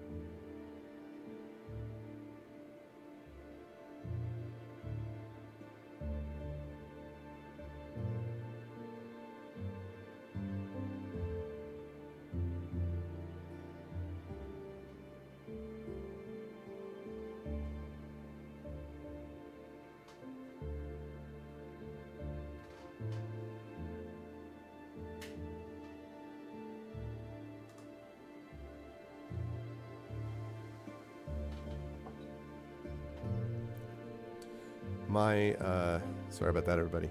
I mentioned the whole stuff going on to the house. My wife is actually away this week, so that means that we are, the rest of the family is picking up the slack and doing stuff, so there's a lot of, like, odds and ends to, like, pick up this, do that. So that's why there have been a few interruptions during the stream today. My apologies.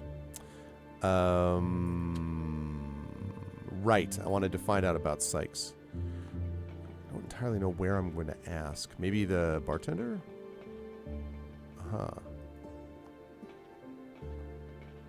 Hello, Lefty. Lefty. What's your game, Roser? I hope you're not here for a shakedown, because I'm flat broke. It's me, you tough. Teddy Redgrave. Well, I'm no stranger to dress up. It's really something else. What's to be heard on the beat?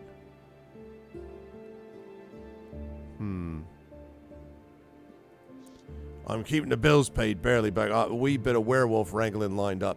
That'll keep me and Otto in fish and chips for a while. I didn't need to tell you to mind yourself, yeah? Good. I prefer to do my scrapping at the tables these days or not at all. I'm built for speed, not pummeling. Still carrying that old cannon around with you, I see. I am. You'll stop anything short of a locomotive at full steam. And if it misfires, you can always club him to death. Ran into something odd on one of my jobs.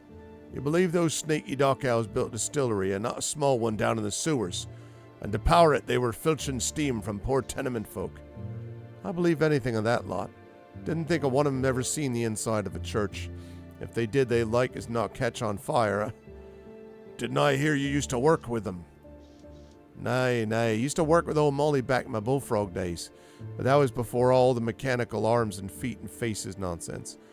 No offense. Too bad they can't fix them up with some mechanical brains. That'd be an improvement for sure. I've heard something untoward's kind of pass around here lately. That poor lassie. I didn't know what's happened to London town these days. You wouldn't know who would do such a thing, would ye? Nay, I run in some rough company now and then, but nay outright monsters. You certain of that? I'd never know a monster till you see it do something monstrous. Well, I knew a bloke named Pancho was a bit of monster for the bobbies caught up with him. Had a steam gurney fast as polished steel, wore a cannon like yourn. Sounds like a right tosser. Was with him when they caught him and gunned him down, but couldn't catch me. I heard tell he could have caught me any day, but let me gay. Out of kindness, I suppose. Who'd have been lazy fools but couldn't catch a cold if they were trying, unless the called her a bizzer lazier fool. Any road, there must be something better to talk about by saying goodbye. Alright, what's up, Clementine? It's Clem, the old reliable, a good bartender and a better arm wrestler. Sorry, officer, I can't serve drinks to those still on... Well, if it isn't everyone's favorite dwarf. I did not know your reputation preceded you across all of London, Mr. Teddy. That's merely a saying, nothing more. I won't ask you what made you want to become a bobby. That's no your main welcome in here. To tell you the truth, I haven't sworn fealty to Scotland Yard. The uniform I'm wearing just makes my current contract a bit easier to fulfill. On the hunt, right? Oh, it's funny how the other rat catchers get by with a net and some tongs, but just look at how you're kitted out. Guns, tools, fancy goggles. Must be some right big rats out there. I'm a monster hunter, Clem, not a rat catcher. Though I've been known to hunt rats on the side, of course. Oh, I see. Makes you high and mighty, then. Big monster hunter, eh? Never mind, Clem. Perhaps I'll see after my bounty's paid. By the by, did you hear the tenements finally got their heat back? It must have been some smart engineering work that did it. Of that I have no doubt. Good day now. Yeah, I did that. Alright, let's talk to the Velvet Rose. I'm looking for Sykes. Looking for Sykes. Never understood the fascination with paintings of scenery, static and dull. Give me smokestacks, give me machines, or failing that, at least some life.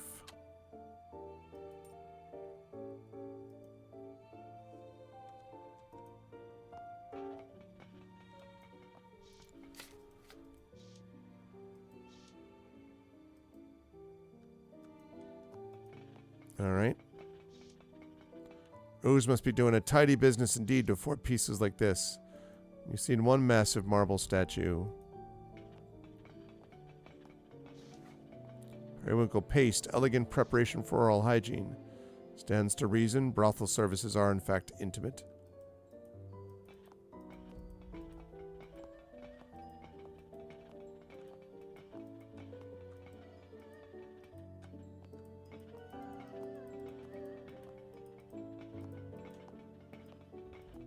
There's Athena.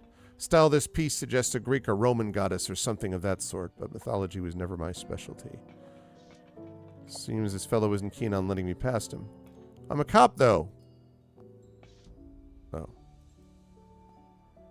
I'm totally a cop. Look, I've got the same hat as you.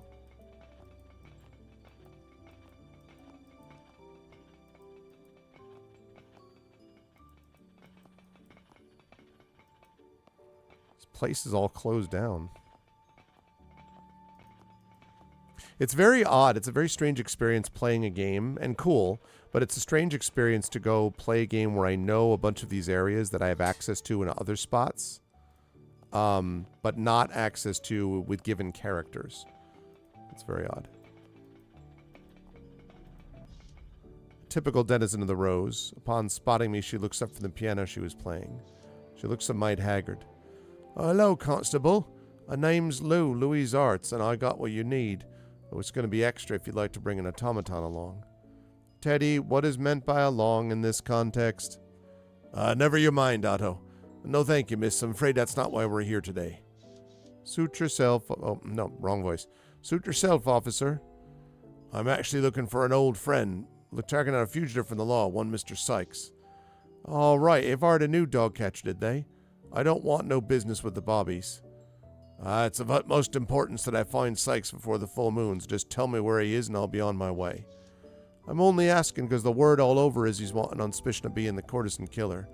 I got no truck either way, so I don't mind telling you he's locked himself away inside the containment zone, like a good little werewolf. Thank you, Miss Arts, for the information. I'd best be getting on. Back into the fray, Otto. Containment zone. That's the place that's on the other side of that electrical gate, which I didn't actually even know that I could go through. Interesting.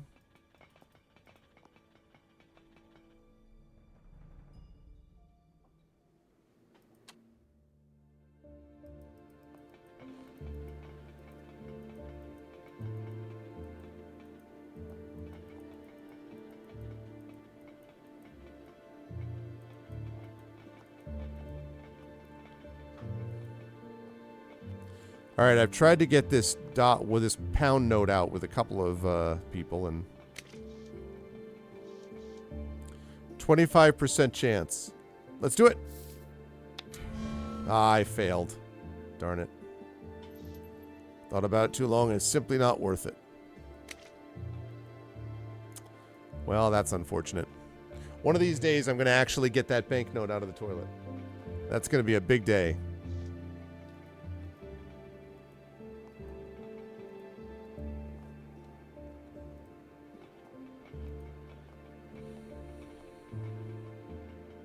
Okay.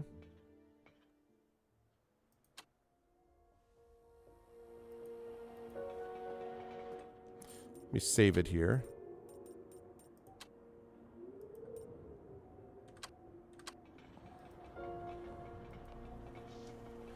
What do you...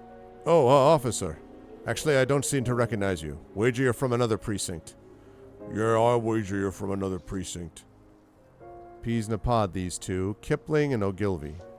Ingrates on their own, double the headache when they work together. I think you've got yourself turned around there, Cove. We're holding up this end today. Yeah, we're holding up this end. Me and Officer Kipling have it all under control. Is that an echo or am I losing my mind? You look to be doing a fine job, but I've been asked to double-check security in the inside, so if you'll kindly make a path... God damn it.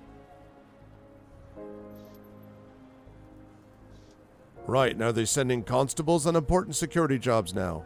Funny the chief inspector never mentioned that. You're right, it is funny. Sending a constable to check security. Pfeh. I bet my right arm that dwarf is a constable himself. Not a prudent time to mention it, though. That's me up against a wall. I need to get past these bobbies, and it looks like Molly's envelope is my only chance. I hope I don't need to use that envelope later for something else. Well, I said it was only for emergencies, but I've tried all I can think of, so I think this qualifies. Your eyes only, officers. They got you running the post too, Constable. Let me see that. What is it, Sergeant? We've been called away, Ogilvy. Come on. Oh, really? But, Sergeant, are you sure? Yes, now move. And don't speak of this again, or you'll find yourself reassigned to Soho for the duration. That's an order. Yes, Sergeant. Of course, Sergeant. Well, that's done with. What a couple of jolterheads. Power it down first. There's the circuit box. Okay, battered metal circuit box secured by a padlock. Try to open it. Yeah. Got that bad boy open, no problem. This latch is no trouble for a sharp-witted engineer who's hopeful. Inside is a set of breakers powering the electric fence. Nothing to it. Now I can slip inside through that gap in the boards. After going in, there's no sense in turning back. Do I have everything I need? Gun, tranquilizers, and gumption. What else could a hunter want? No time like the present. Okay. The containment zone is a secure camp where werewolves can volunteer to be segregated around the time of the full moon. The stink of the place announces itself well in advance. Those who confine themselves here must sleep on a floor of broken cobbles and choose from a filthy canvas roof, a rusty cage, or a fortified cell. The perimeter fence provides a barrier between those preparing to transform inside and the potential for a civilian massacre outside. London's been down that road many a time, and as for yourself, you've faced a werewolf one-on-one, but never a whole host of them. The possibility of an early transformation must be accounted for, and the gun across your back is only a small comfort. Luckily, it's loaded and ready to fire. It's a new zone.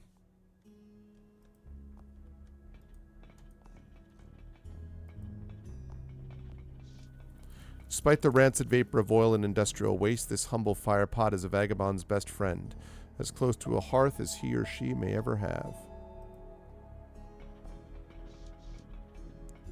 Here's a convenient place to change out of my copper togs. Back to business.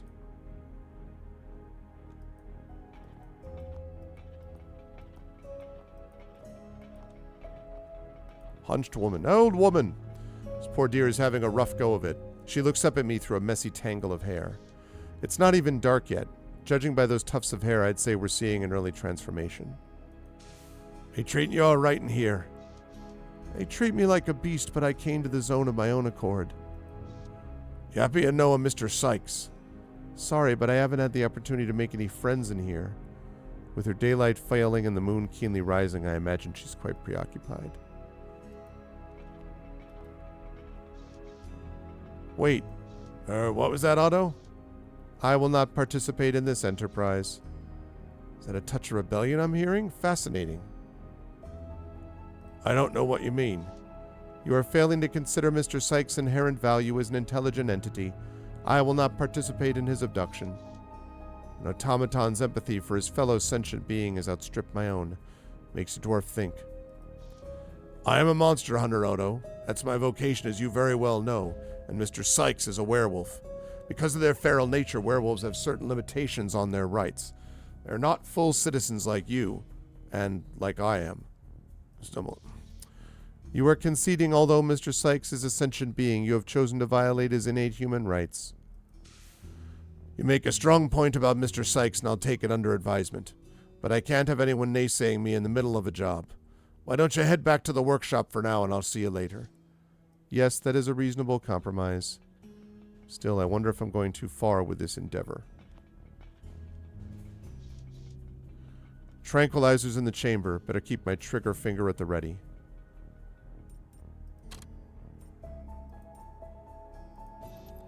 Mr. Sykes, I presume. Yes, I'm Sykes, although I don't quite feel like myself at the moment. Sure you can feel that full moon approaching. Now then, allow me to get this door open. Steady hand with a padlock, I see. You better explain yourself.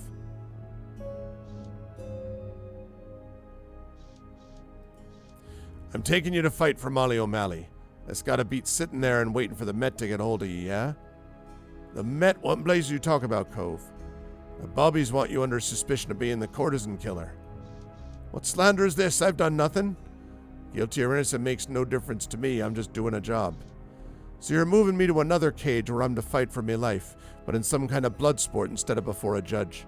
I suppose the end will be quicker this way, and you and your friends will make a load of tin. Right to the point, this chap. Does it sit well in your stomach, you stubby little man, drugging and kidnapping people for a few quid?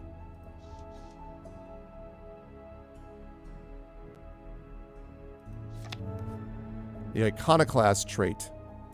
Represent that which cannot be controlled. All right, if I'm ever to look at myself in a mirror again, or at my automaton, I suppose I should let you go.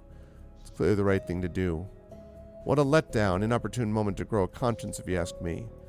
This is going to cost me. I expected nothing less from a fellow Irishman. Oh my god, I've been playing him Scottish. He's a dwarf. Aren't all dwarves Scottish? Isn't that how it goes? Thank you, kind sir.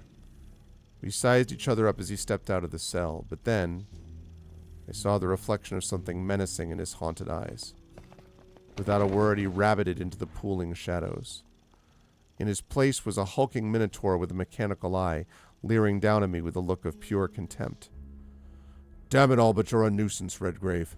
On top of your shenanigans at the pump house, you've gone and lost our prey.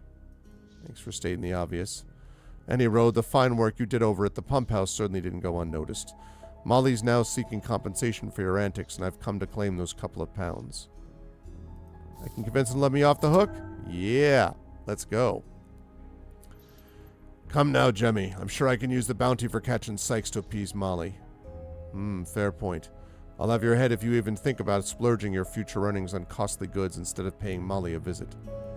What are you doing here? I suspected you'd show weakness at the critical moment. Molly pays me to prevent this sort of spineless indecision. Now I must escort Sykes myself, all the way to Braxton County, no less. Braxton County? That's rather far upriver. There's nothing much there apart from the Braxton Manor. Aye, Miss Molly needs our moonsick friend for a high society soiree at the manor. I'm sure it'll be some sort of entertainment for the evening. The dandies have quite peculiar taste nowadays. But I really must be going if I aim to catch him. There goes Molly's hatchet man, loyal as they come. Knowing Jemmy will catch up to Sykes sooner or later. Let's follow him to learn what Molly is planning. This is black business. I need to go after Jemmy, even if it takes me all the way to Braxton Manor. I must know what Miss Molly is planning. Thought that was the end of a chapter. One's real life is so often the life that one does not lead. Oscar Wilde. Completed chapter 10. Chapter 11 is back to Clara Reed. You're still in London, though you've been trying to make yourself useful investigating the murders. Zora seems convinced the culprit is a werewolf, and there are a few clues to support this, though the theory is a little too neat for your taste. Eves agrees, but the coppers don't.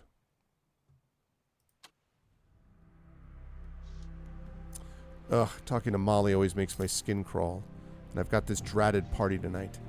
Tenner's telegram said he got me a special outfit. I should go to the bell jar and check with Surrey to see if it's arrived. Can't forget, still need to track down that journalist Ivana Orsini. Molly said Ivana might be found at the bell jar. Okay. 2 reasons to go to bell jar.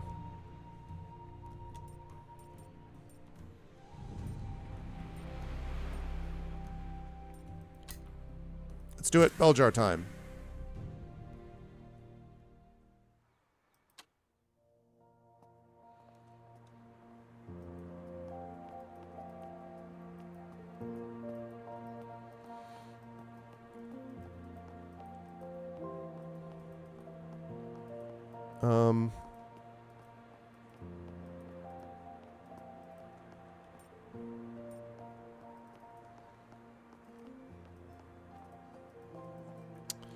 I don't remember where the bell jar is.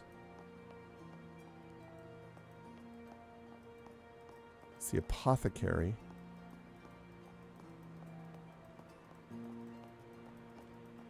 It's the station. I do not remember. Do you remember? No. Where the bell jar is, September? No.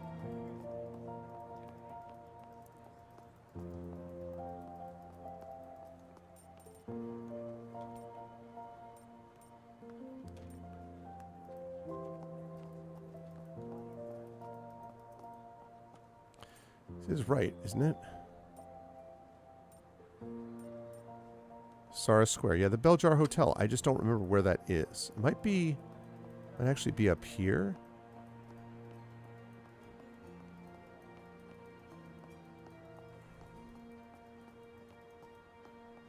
Ah, there we go. Good job, I remembered. Way to go, me.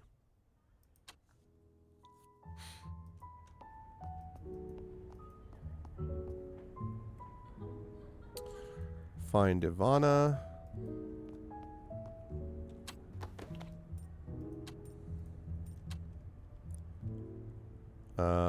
Find Ivana. Oh. Okay, so I need to find Ivana and then go to the apothecary.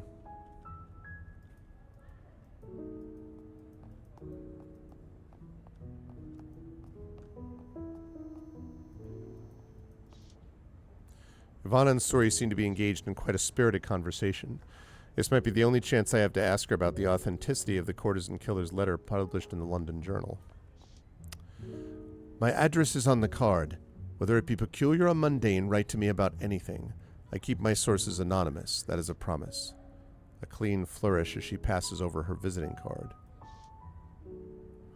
It might be perceived as an innocuous hand gesture meant only to invigorate the conversation. I may want to sleep on it first. Sleep with the card under your pillow if it helps. Drop by the office anytime you like. Oh, can I help you with anything, Clara? I didn't mean to interrupt. Perish the thought, Miss Reed. I'm sure your good concierge here agrees that I've distracted her enough. I suppose there are a few telegrams that I need to transcribe. By the way, thank you for marking that window for me the other day. Dr. Wainwright proved highly cooperative when I cornered him. Should have seen the look on his face. Guess the interview went rather swimmingly. Let's see. What brings to the Bell Jar Hotel? Apart from the exceptional customer service, logs. Flipping through pages and pages of guest book logs, which can be terribly dull, but one can glean a thing or two. I, Miss Cecilia Alder. She motions to the quilled pen in the guest book at the counter, where I've practiced the signature of my pseudonym during my stay. I do appreciate your adhering to the botanical theme per your surname. Ivana, were you keeping tabs on me? Not in so many words. I was searching for a particular alias, and I stumbled upon yours. Not sure how I feel about this. Clara, I swear on my life this discovery is merely incidental, and I shan't tell a soul. What was the name of the alias you were searching for? Sorry, you know I can't risk the identity of my sources. It'd just be my luck that you're a deft hand at deciphering aliases as well. I'm beginning to form an idea of how you acquire your sources. Concierges, washerwomen, and florists are the oracles of Delphi in our modern age. Getting on their good side ensures I'll know all the local scuttlebutt for years to come. No need to waste more time with any pleasantries. I read your latest article on the courtesan killer case, and I have some questions. Oh, please do tell. You did take the letter to the police, yes? Of course I did, after publishing given the killer's threats. Ivana fiddles awkwardly with her signet ring. Those fluid movements she displayed with Suri are nowhere to be seen. I can hardly blame her for being afraid. The police were grateful, naturally, as analyzing it will help them build their case. This could be vital in catching the culprit. Why would the killer send your newspaper the letter? I can understand why the killer, being proud of his dirty work, would send the letter to the press. But you mean why the London Journal? Well, we have a reputation for journalistic excellence. Or a reputation for scandal and glorification of violent crimes. As to why it was penned in the first place, it's about control.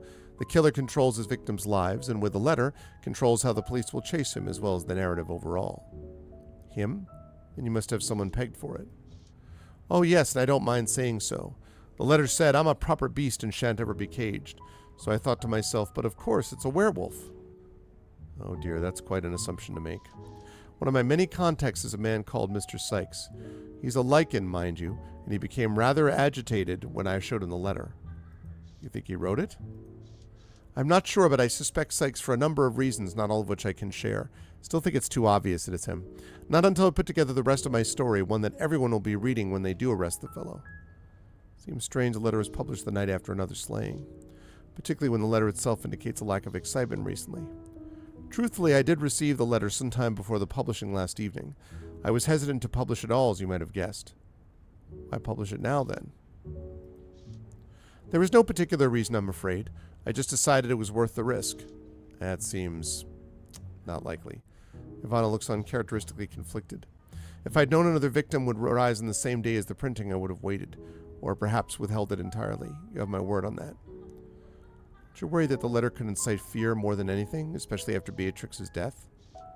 Of course she's worried, but she also knew it would result in the London Journal flying off the shelves. Well, it's a warning. People need to be informed. But the city has been consumed with paranoia about this. Not everyone reads the need, Clara. Not sure I would use the word consumed. You would certainly profit if people were consumed by it. Alright, the choice to publish wasn't tasteful, I admit. But when Sykes is captured, everyone will breathe such a great sigh of relief it won't matter whatever shock tactics you think I might have used. Vanna seems quite set on Sykes being the killer. Our writing reflects the way we speak. From what I've seen of his speech patterns, I'm not overly convinced that Sykes wrote the letter. The more I investigate, the more I'm certain Sykes is not involved, particularly when it comes to the letter. Why is that? She gives me a queer look. I better be sure about this. Explain my reasoning with intuition. Ah. Thought I might get there. Writing is simply off. Off? That's it? It's difficult to explain, but I know that Sykes did not write it. Oh, pardon me, I'm merely speaking to myself. Why are you so set on proving the innocence of a ruffian like him? I just don't want to leave the actual killer at large. One would assume an upstanding journalist like yourself would want to report the truth, not only what is convenient. What I want is for the killings to stop, just the same as you. Be my ally in this. I won't turn down any help. She looks down at her feet, seemingly at war with herself. I want to help, but I can't. I'm sorry. Seems I won't be getting any more out of her. Now, what could Ivana be hiding?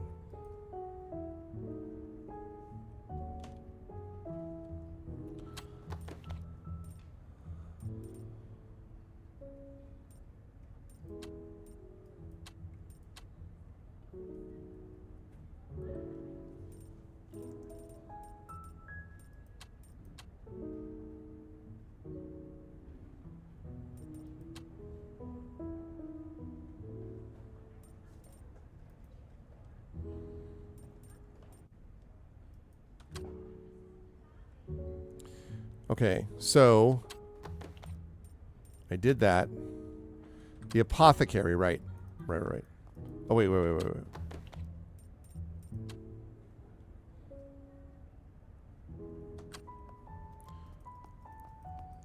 Assume that I can change up in the royal suite. Because this royal suite is sweet.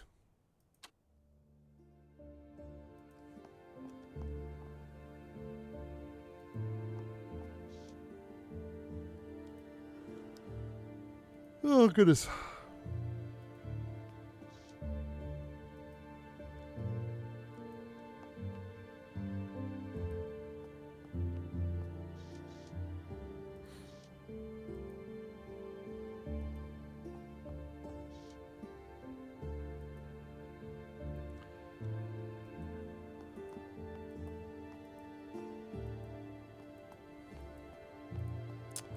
I thought I was... I'm dressed and ready for the party.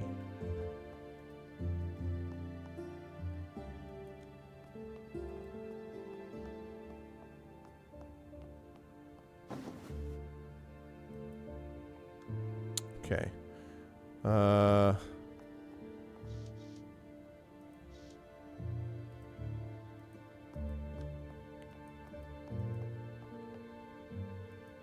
right.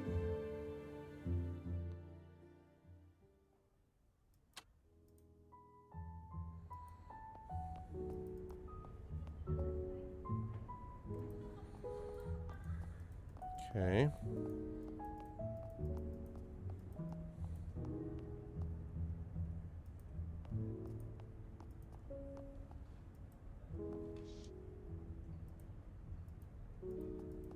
Okay, so our square. Oh, and we're going to the apothecary.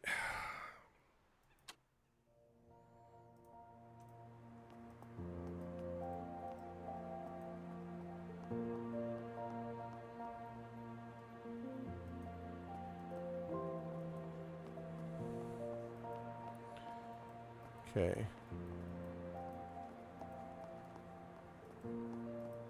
Apothecary time.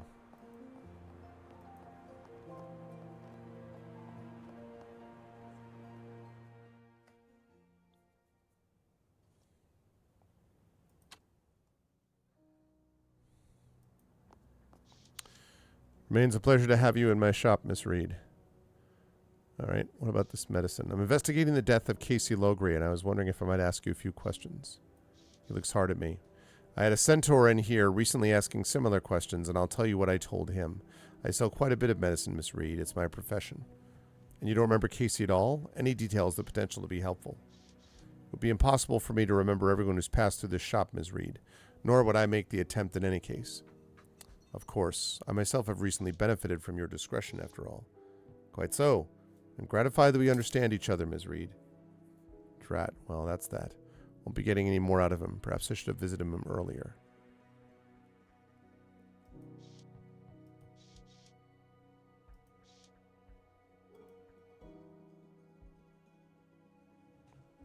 Okay. So that gives me...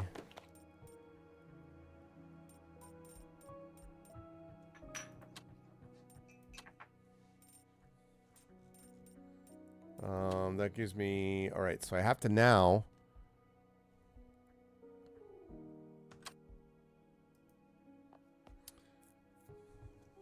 I have to meet Tenor at the wharf, I think.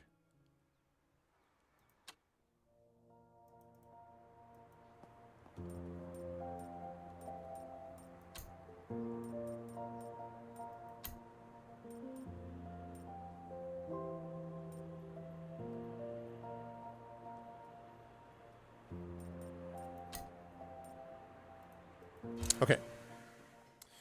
All right. And by the way, for those of you watching right now, welcome.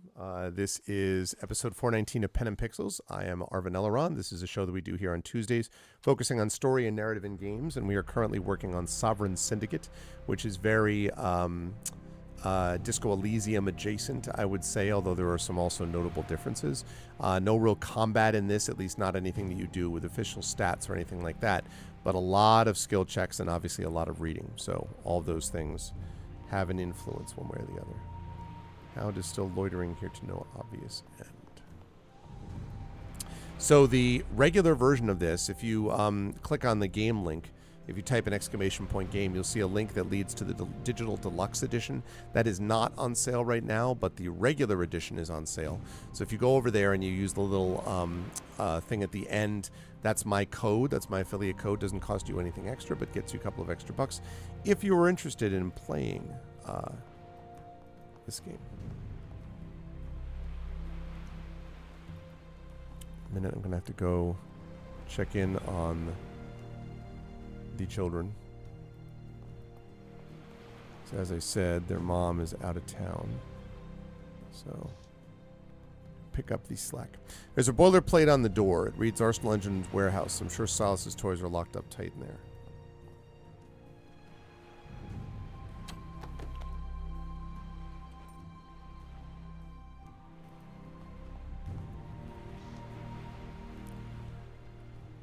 Okay, so that doesn't work.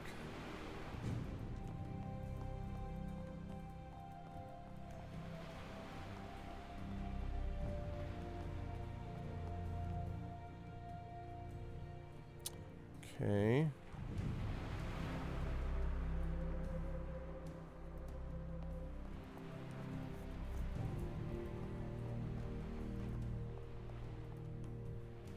Okay, let me save it. All right, I'm going to go run grab something. I'll be back in a minute, chat. And then we will talk to this man, Tenor, and see if he is actually Tenor. I'll be right back.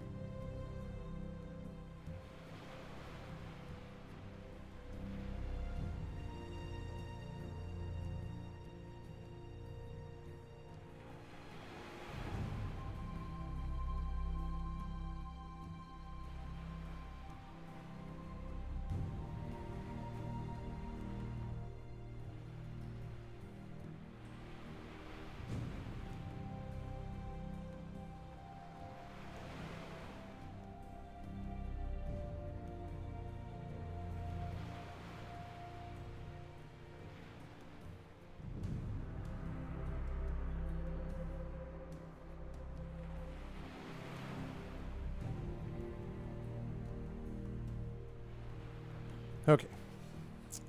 That should be enough. Again, my apologies for those of you who came in later. Two things going on. First of all, I've got house stuff that I'm having to arrange to deal with, and also my wife is away for the week, and so I am having to cover certain bases with kids and things like that, which I normally wouldn't do on a Tuesday. So my apologies. I've had to step away a few times, but I am sorry about that. Okay. Oh, Tanner, you're right there. Oh my God, it's Colonel Sanders. Well, hallelujah, the esteemed Clara Reed appears at last. But wait, you need your evening attire. Go on then, run back to the bell jar. That's where I had it delivered. Well, don't worry, I'll wait. Bell jar, okay. I thought I already went there.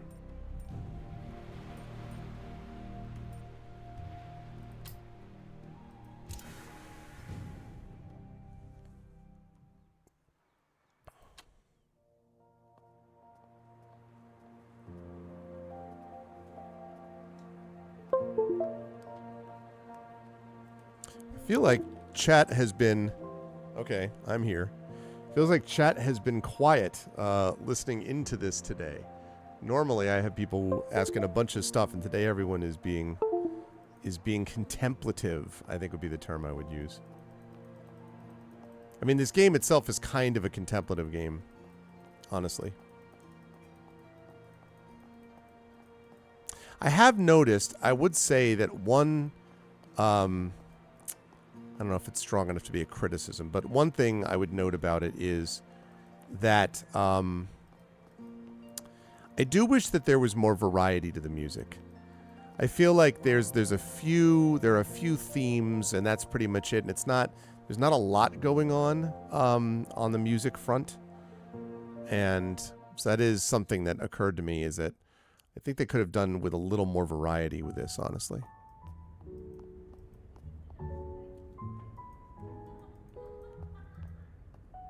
Alright, so then if it's been delivered, either Suri's gonna know or it's in the room upstairs.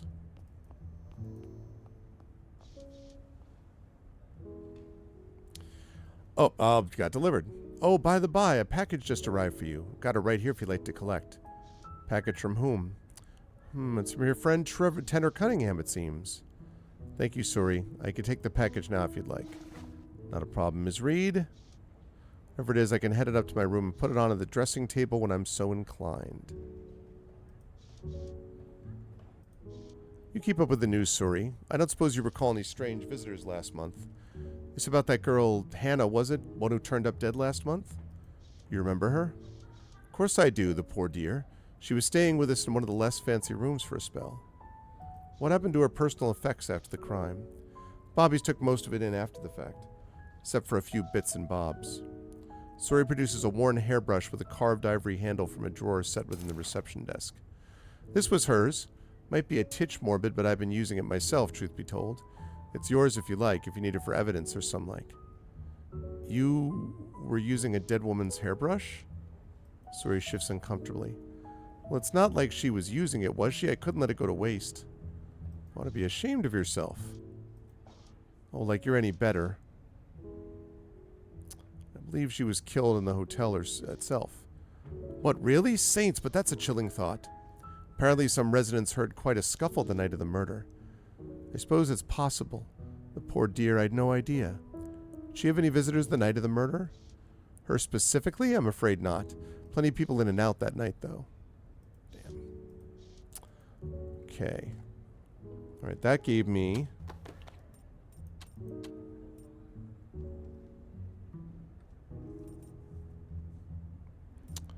Oh, right, Aunt Selena.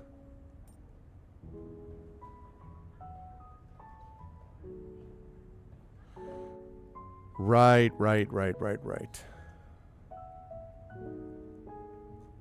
Alright, well, I got one item there.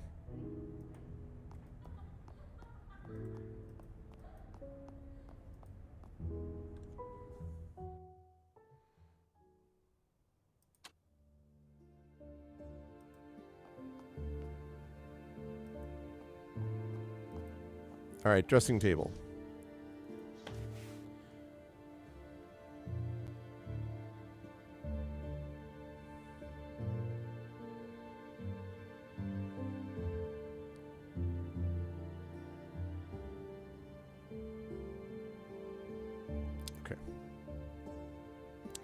So, that's the dress. It's not what I would have chosen, but at least it fits. So that's the outfit, huh?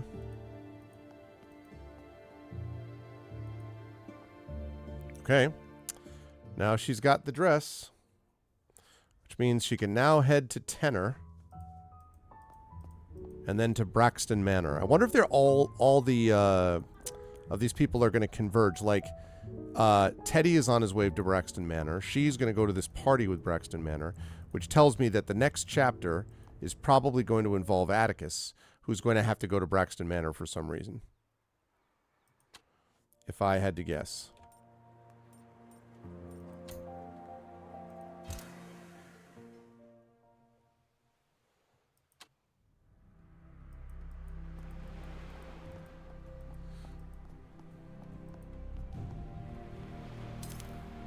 Oh, there she is, my lady of the evening, the Spitfire detective Clara Reed in full regalia.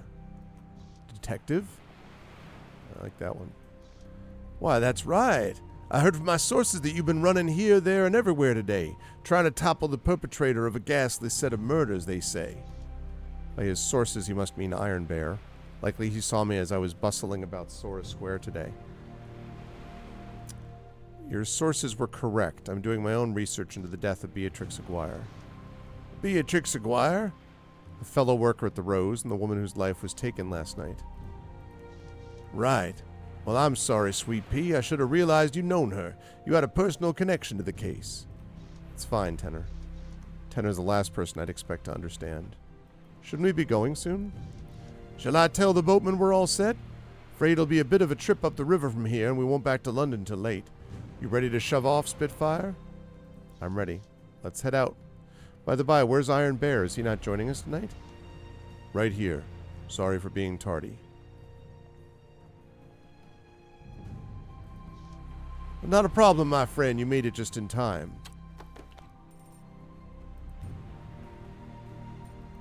Glad to hear it. She has a lot of stuff now. Might I say, Ms. Reed, I really picked a winner with that dress. I love all the frills and bits. Yes, Tenor, it's delightful. You have wonderful taste. Oh, don't flatter me too much, my dear. I'll get big-headed. The river we're taking to reach the manor used to be called the Isis. In some parts, it's still known by that name. Well, is that so? Then let's hop to it. Maybe there's a casino on the boat. Chapter end, yep.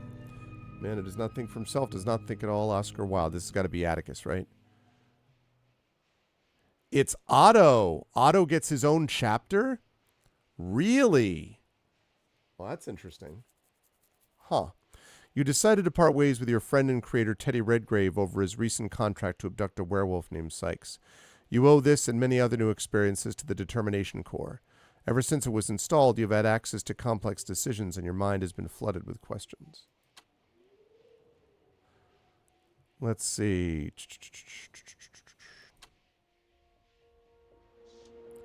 Stepping into the alleyway for this first time alone, I see it in a way I hadn't before.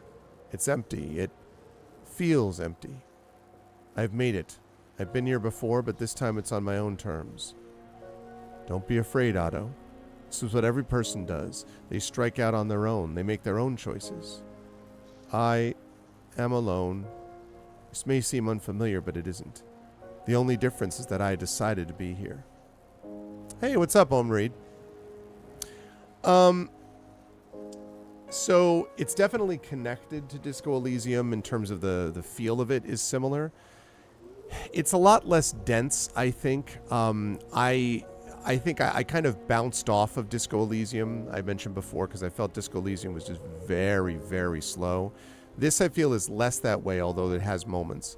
Plus, the world building is very different. This is that's a very sort of near future dystopian noir, type thing. And this one is very much sort of Victorian steampunky, although there's certainly some dystopian elements of this also. Lot of skill checks, no combat as such. I'd say it's pretty, it's pretty on brand or on connection, I would say, with Disco Elysium. I believe much shorter, but there's a lot of reading, which is fine, but that's just something to be aware of. The regular version currently is on sale. I think if you use my affiliate link, it'll bring you over to the digital deluxe edition, which I don't think is on sale at the moment, but then you could go there and click over to the regular one if you wanted to check it out. I think if you like Disco Elysium, you're likely to like this game. I think that I didn't particularly love Disco Elysium, but this game is something that I've enjoyed, so, for what that's worth. Let's see. We are free. Let's see. But what now? I went where Mr. Teddy said to go. He knew where to go, what to do. Mr. Teddy worked for a living. Other citizens of London have been observed doing the same. Let's find a job then. Many citizens work in Saris Square. And Saris Square is where I'll go. To test the limits of my newfound independence, there's something else I should do. What? Talk to other automatons, see if they wish to join us. Why should we be the only ones to enjoy this sort of freedom? Alright, so find work in Saris Square.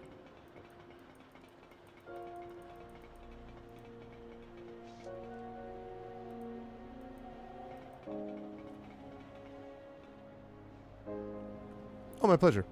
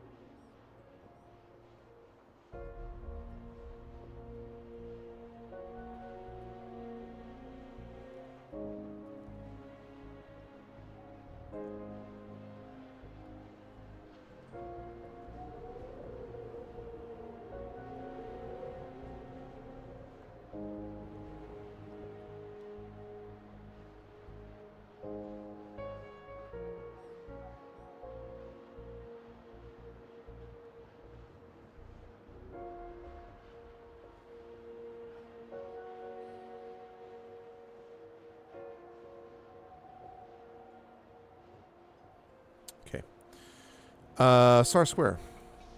Whoa. Why, hello there, Otto. Scanning. Human silhouette. Identity concealed. Individual unrecognized.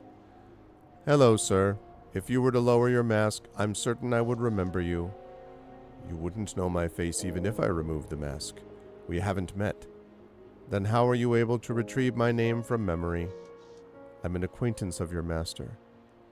Mr. Teddy is not my master. He's a close friend. My, that is news. Then you're your own master roaming the streets of London. Congratulations. About time we got that sorted.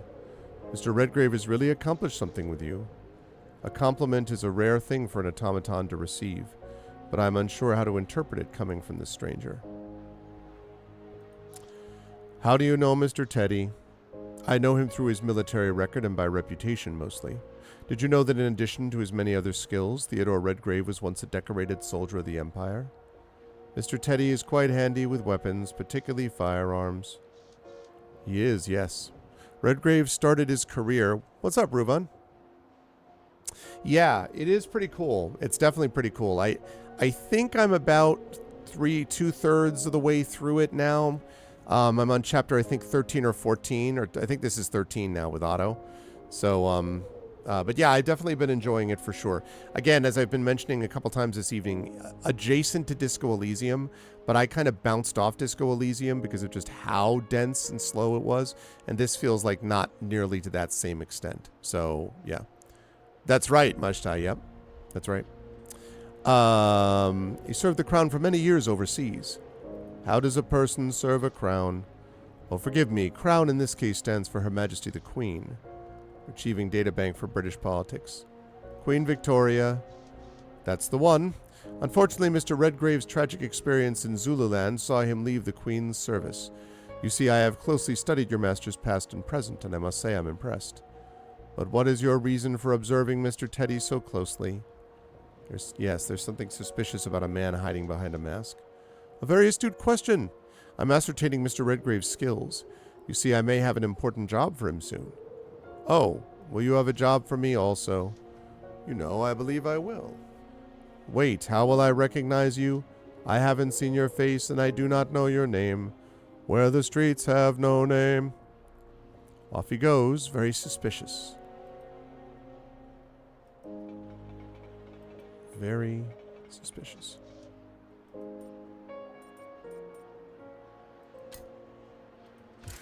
All right, it's time to get a job. Let's see.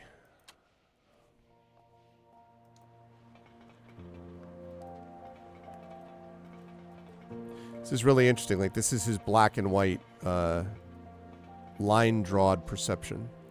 This man has been pacing the square, but I am not certain why. Hello, sir. Am I correct that you are an orator? I am the servant of the Lord our God, my metal friend. Eli McBride at your service. Do you or your lord need an assistant? I do at that, but the only payment I can offer is eternal salvation. I am looking for a position that pays in currency, but thank you anyway. That's funny.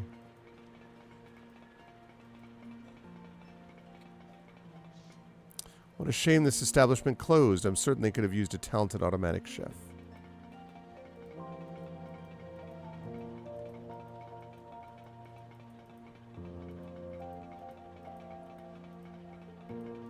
Actually, wait, maybe down here?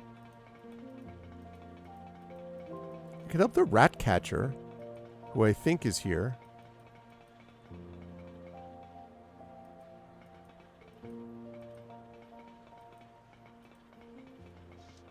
This man is impeccably groomed, as is his ostrich. I still would call it an RPG, yes.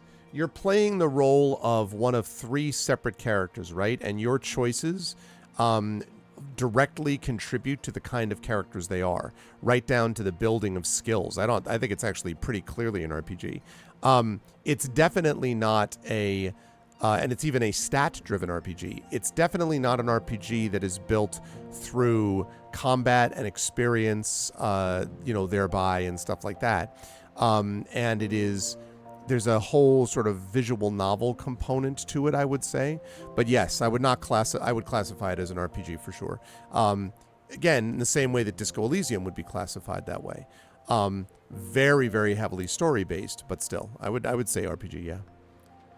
It would be the most prudent course of action to engage the dwarf first, as he's more likely to respond in an intelligible manner.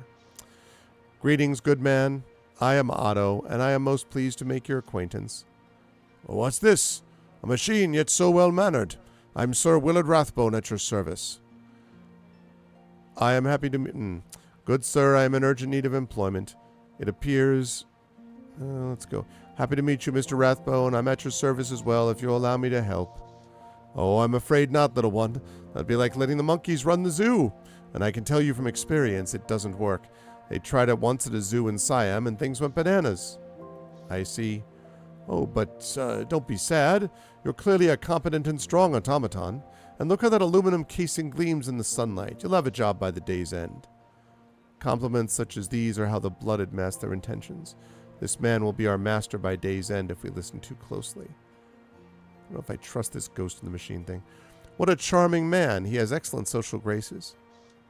Yeah, my pleasure. I mean, I take your point, though, Ruvan, that it's definitely not a traditional... This is not a Baldur's Gate RPG, nor is it a JRPG Final Fantasy style, right? It's definitely not those things. But I do think that it would basically qualify because of the sort of heavily stat-driven and then story-oriented kind of approach. Compliments help people to get through their lives despite what else happens to them. He's trying to help us get through life. Ooh, you should compliment him that his life is easier. Sir Rathbone, that is a most attractive ostrich you have. Well, thank you, Otto. His name is Wallace. I consider him a dear friend. Old friend, how old is he? 36, if you would believe it. He doesn't look a day over 35. And he should have another 36 in him. It's the giblets that do it. That's the secret. Ah, true. It helped when you cut out the chewing tobacco. 72 years. It seems like a long time. But I have no heart or lungs to fail. I wonder how long I will live with proper maintenance. Must look into these giblets as well. Is he happy to provide you with transportation? Happy as a clam. Oh, not the Antarctic clams, mind you. Those are most disagreeable. They'd be much happier with a good coat, I think. Ah, yes, Wallace. You see, I feed him a frequent and delicious diet of giblets.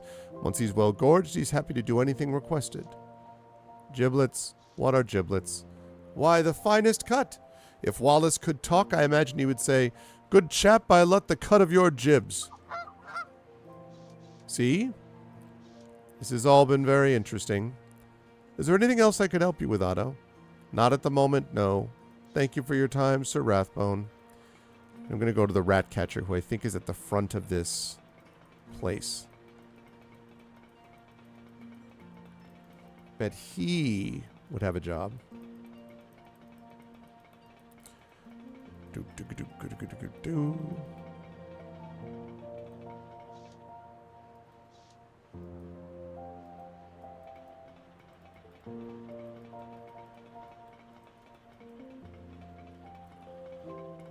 Okay, Ratcatcher, Pavel's Pinfold. Or Pavel's Pinfold.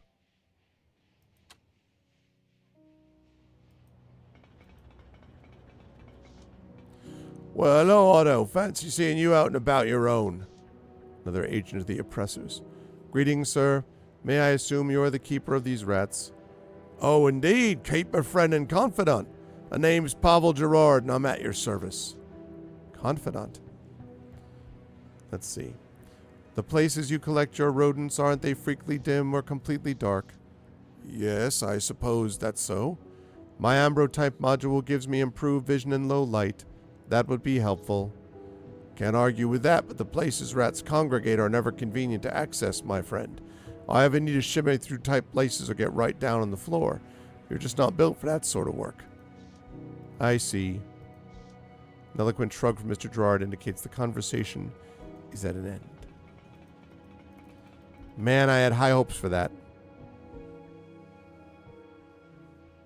Yes, there is a certain element of that. And in fact, I think on GOG it's classified. One of the tags that it's classified under is point and click. So yes, there is some of that. I think also that has something to do with the sort of indie nature of this and the control scheme. They could add other things. Like one of my critiques of this game that I was mentioning earlier today is that the music is like this theme here is not an interesting theme, and it kind of like it's the same thing over and over and over and over again. So there are elements of that feel like some corners have been cut, in a way which I think is unfortunate, but other ways in which I think it's like really doing something cool. Hello, sir. It looks like you cut up meat for a living. Do you need an apprentice? You want blood and bits of gristle in all your gears? No? And there's no work for you here. Clear out. Jeez, man.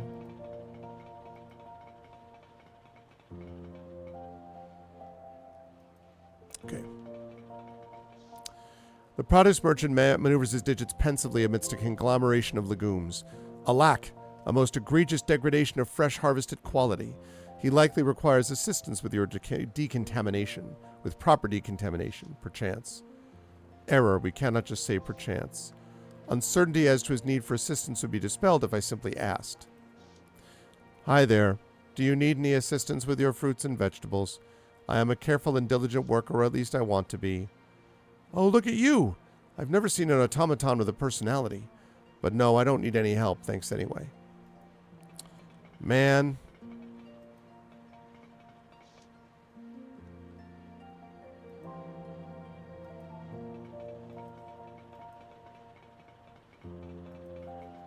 Okay.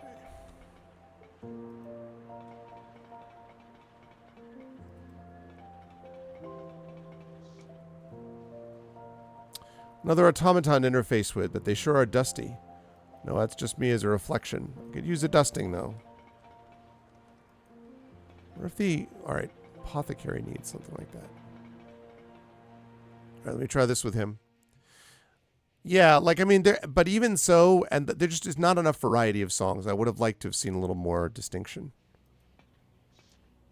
The apothecary's chemist is at work in the back room, partially visible through the doorway. Bah, one too many grains. Ah, well, if the Royal Society can't agree on a more reliable measurement, future generations of convalescents are doomed anyway. I'm not certain that a clumsy chemist would make a worthwhile employer, but this man clearly needs help with measurements, which I could surely provide. Besides, it shouldn't hurt him since he's already... Quick, introduce yourself. Show him you can think on your pneumatic actuators. Hey, aren't you that little tin... Nah, forget it. Memory check, circuit failure, debugging... Greetings, sir. You have a fine establishment here. I don't think you're a customer, so what are you doing here? An astute observation, Mr. Chemist. If I may, the Royal Society has recently standardized the grain, thus it is likely to persist for some time. I don't expect a rattletrap to understand, but I have work to do. And I have skill... Just so, Mr. Chemist, and I am looking for employment. How can I help you? That's quite a scowl, but it looks like he's thinking about it. Take a look at this list. It's the only one I got. Not much of a list. Never seem to get a lot. Take a jumbo. Cross the water. Love to see America. Okay. The chemist slides you a detailed inventory, row upon row of medical equipment and ingredients. A few seconds later, he snatches it back. How many liters of laudanum do I have in stock? Simple. You have 40. 0. You're of no use to me. Now leave.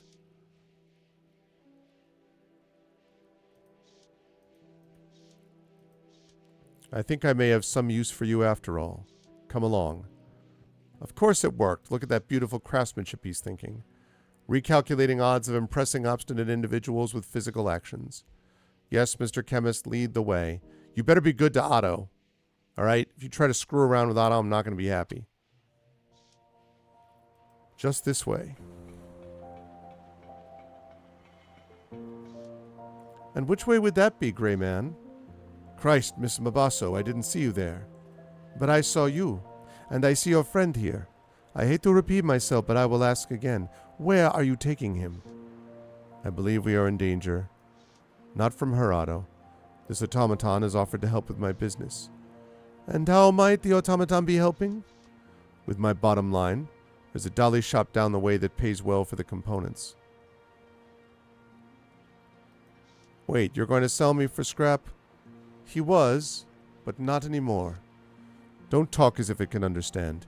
It's a clever collection of wires and steam, even less alive than a cadaver. This man is severely lacking in social graces. Cadaver, a corpse sometimes used in... Ah, yes, Grey Man. You know a great deal about cadavers.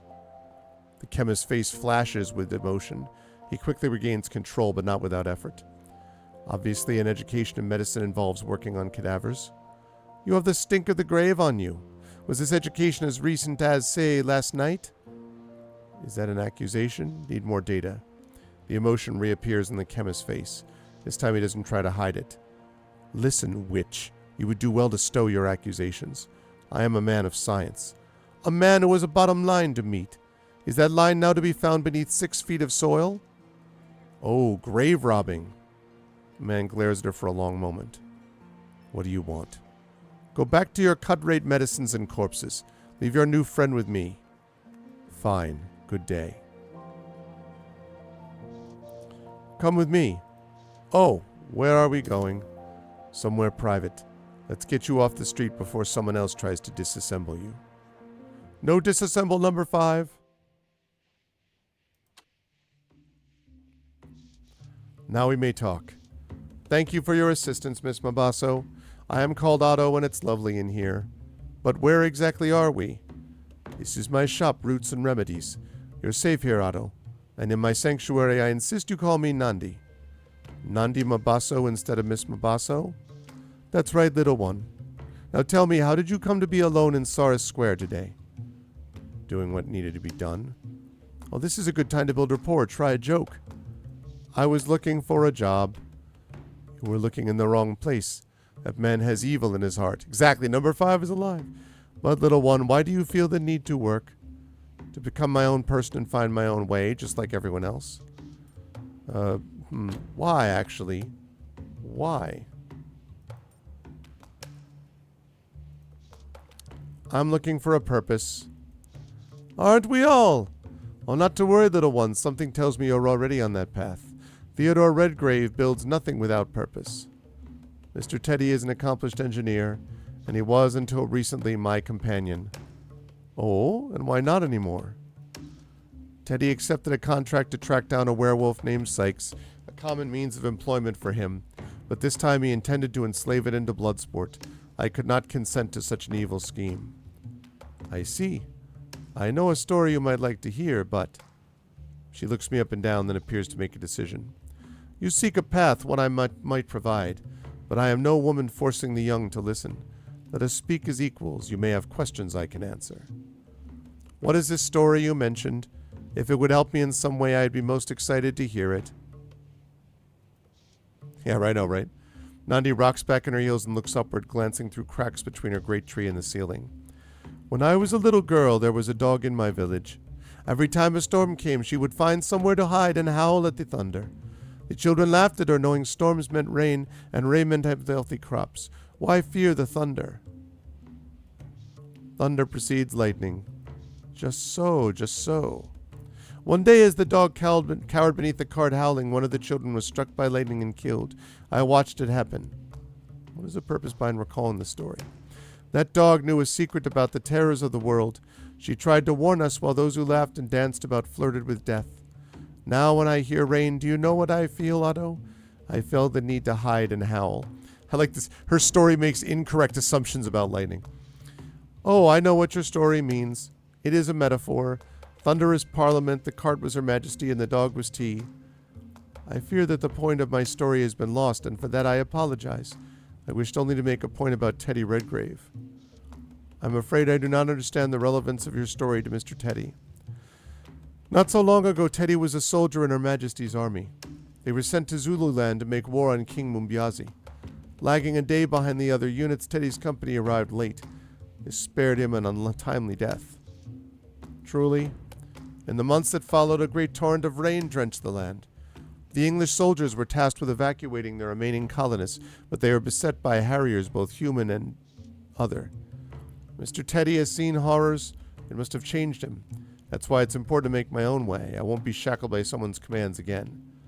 During patrol, Teddy's unit was ambushed by a Bultungan. He was the sole survivor of that skirmish, but lost his arm and leg in the escape. So the horrors have laid their paws on him to boot. Now Theodore Redgrave sees monsters lurking wherever he goes, behind the next tree or waiting in an alley to strike. And when he is actually beset, he strikes without mercy. He strikes for his lost comrades and for his missing limbs. He hunts because he must, to protect against the horrors waiting in the dark. One's past experiences do not excuse evils done today. You are a thinking, feeling creature, Otto.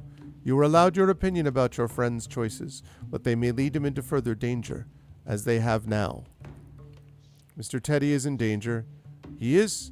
Do you wish to hear the details, or would you prefer to be on your way?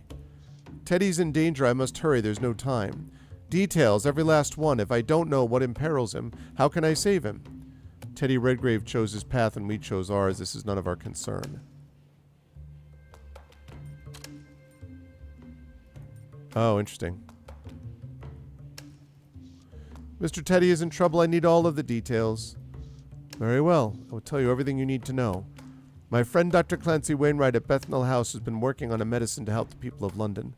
Unfortunately, this research requires werewolf blood. Dr. Wainwright is not the violent kind, and there are few werewolves willing to submit to experimentation. I believe he's turned to Silas Bragg, otherwise known as Lord Braxton, for help. This man has many names. Indeed he does. With Lord Braxton comes Molly of the Hounds. I know Theodore Redgrave has worked for Molly before, and if he's been hunting werewolves, Don't listen to her. She's playing on our sympathies in order to push us back into servitude. If Theodore has captured a live werewolf, I can only guess that Dr. Wainwright is involved. The doctor's research is dangerous, and a live werewolf will obviously place Teddy in danger. It is likely Teddy now knows more than he should. Molly may not let him walk away once the job is done. Oh no. Thank you for telling me all this, Nandi. Now that I know what is at stake, I can better help Teddy escape. Where should I go? Lord Braxton's holding a lavish party at Braxton Manor tonight. As there is no hill without a grave, Teddy will be headed there with his quarry to meet Molly and spring the trap she's laid. Good. Easier to let go of someone when they've kicked the bucket. Boy, this ghost in the machine thing. Alright, sounds good.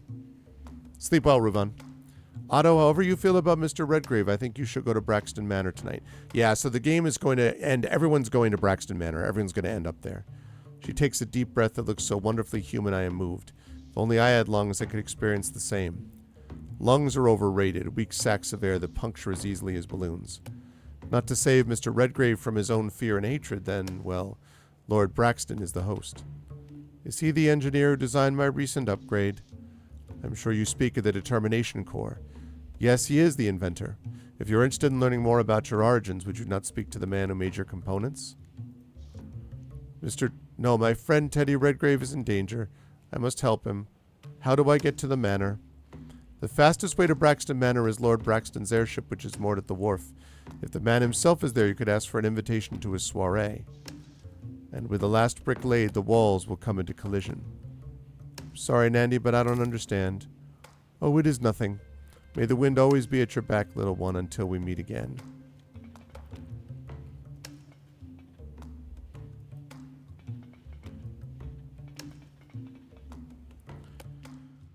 Okay, so I'm going to head for the wharf, and then I'm going to wrap up pretty much right after that, I think.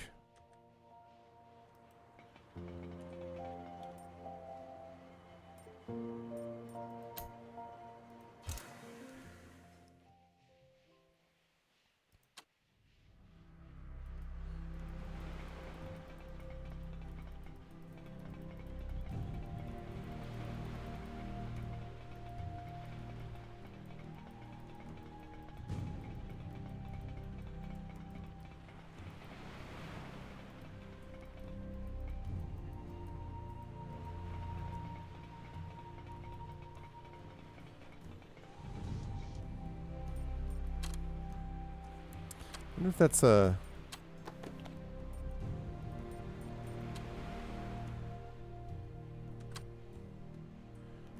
Hello, sir. My name is Otto. Hello there, Otto. Name's Timothy Argowal. What can I do for you? I'm looking for gainful employments that I make way in the world. Ah, noble pursuit, I'm sure, but the sea is no place for an Otto, my lad. One day out on the waves and you'll be nothing but a paperweight. He at least is a good reason for not hiring us. Thank you for your time, sir. Not at all. Good luck to you, Otto.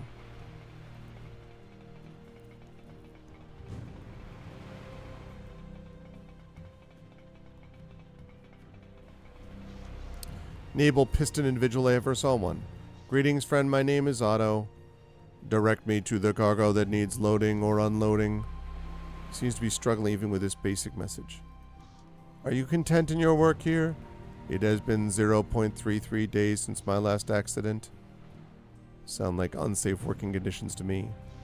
Would you prefer to choose your own destiny? Maximum load weight, 4 tons approximately. Maximum load per arm, 2 tons approximately. I deeply appreciated our exchange, but I must be going now. All the best in your endeavors. That did not go as well as we'd hoped.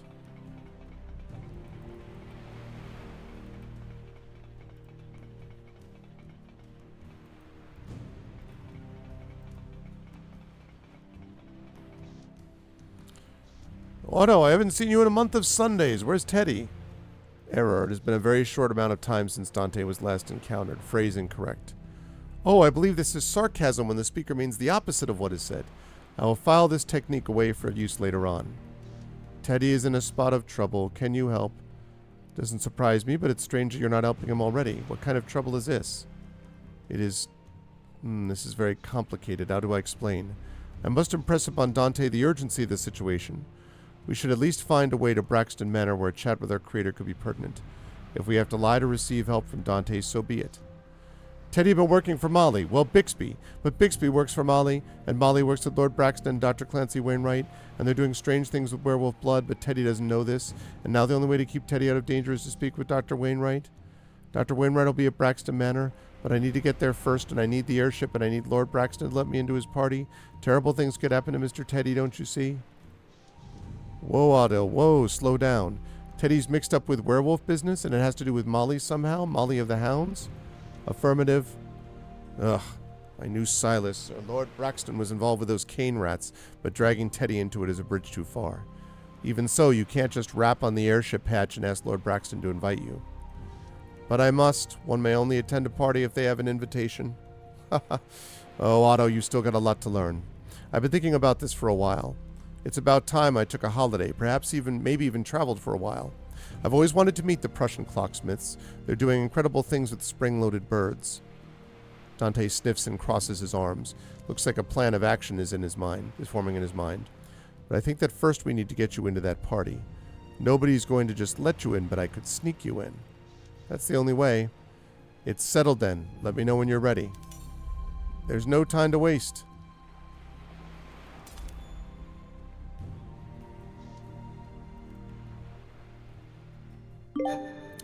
Chapter finished. Life is never fair, and perhaps it's a good thing for most of us that it's not. So now we're on to chapter 13. As I thought, Atticus. Waking in the Velvet Rose, you discovered you were robbed during the night. Your misfortunes continue with the discovery of a gruesome murder in the next room and a talk with the always unpleasant Jemmy, who suggested there's a way for you to make good on your debts to Molly. Hades, I thought walking up with a hangover and finding out that I got rooked was bad enough. Finding a dead body, getting lectured by Clem, being confronted by Jemmy. The fates must be taking joy in tormenting me. Any road, I'm to see Molly and Dr. Wainwright. Former should be at the tavern, whereas the latter is likely at Namdi's shop. Lots to take care of, but I mustn't forget who I am. Atticus, the Minotaur. Should seek out more gin bottles. That should take the edge of this rigmarole. Good thing I haven't forgotten about that bet I made at the tavern. I should check on Budgie and see if he has anything in store for me. Hopefully enough money to make up for what I lost while I was asleep. Alright, so that's going to give me all of these ones.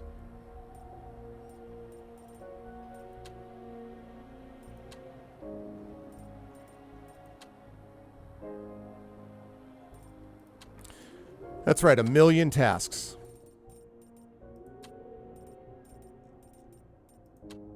Whoops, nope. There we go. Continuing. Lovely.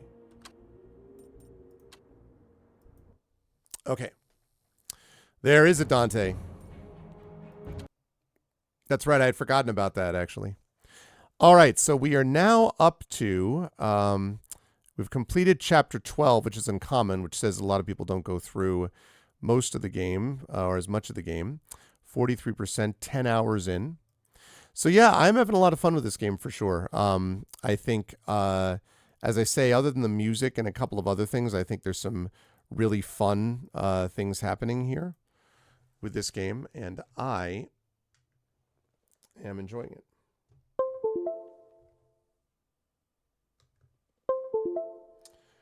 But now it is dinner time, and I need to rise up on out of here. I hope you folks enjoyed the stream today. Again, I apologize that I had to step away a number of times today because, as I said, wife is not here, house stuff. But next week will not be like that, or should not be like that. Next week, we are going to be playing some more Talisman Adventures as we close in on the end of that campaign. Probably only another session, one big session and a smaller one, I'm guessing, is a part of that. So we're closing in on the end of that. And then I will have some more of this game, Sovereign Syndicate, the week after that. And the week after that, I will have some more GOG, D&D with GOG, Ghosts of Saltmarsh. So all that is going to be happening now. And of course, Kilgore Trout is going to be coming at you in a few hours to play some more Deus Ex as well. If you like what you saw and heard today, I hope you will follow the channel. I hope you will consider subscribing to us here at GOG.com's Twitch channel, because that gives you those custom sub badges and emotes to use across Twitch, and also definitely helps us out. So please consider doing that. And I hope you will consider clicking through to check out our own individual subsystems and Patreons and stuff like that as well. Yeah, it's true. It's It's the light as the light is beginning to fade. We're at 7:20 now. So, although again, a week or two more and it'll stay light for a lot longer. So that's where we're moving in that direction. Heart of Darkness is enabled. But thank you all for being here. I hope you enjoyed this. More Sovereign Syndicate to come. I will also be on my channel tomorrow night, Community D&D with the Shadow Crew, Waterdeep Dragon Heist. So if you want to watch some more tabletop role play, that's going to be tomorrow night at 9 p.m. Eastern. And then Thursday, I'll be on my channel playing some more Final Fantasy VII Rebirth. Saturday on my channel, more tabletop stuff with the Eberron Oracle of War epic campaign, and you'll definitely want to check that out because there's a lot of stuff going on as well. True, it's an awesome intro vid. I agree with that as well. That's going to do it for me, though. Thank you so much, everybody. Stick around for Kilgore Trout, or make sure you stop by again in a few hours for Kilgore Trout. Otherwise, I'll see you over at my channel tomorrow night, or right back here next Tuesday for what then will be episode 420 of Pen and Pixels, episode 419 of Pen and Pixels complete. Thanks, everyone, for being here, and I'll catch you folks soon. Until then, everyone, please be good to each other, and have a good night.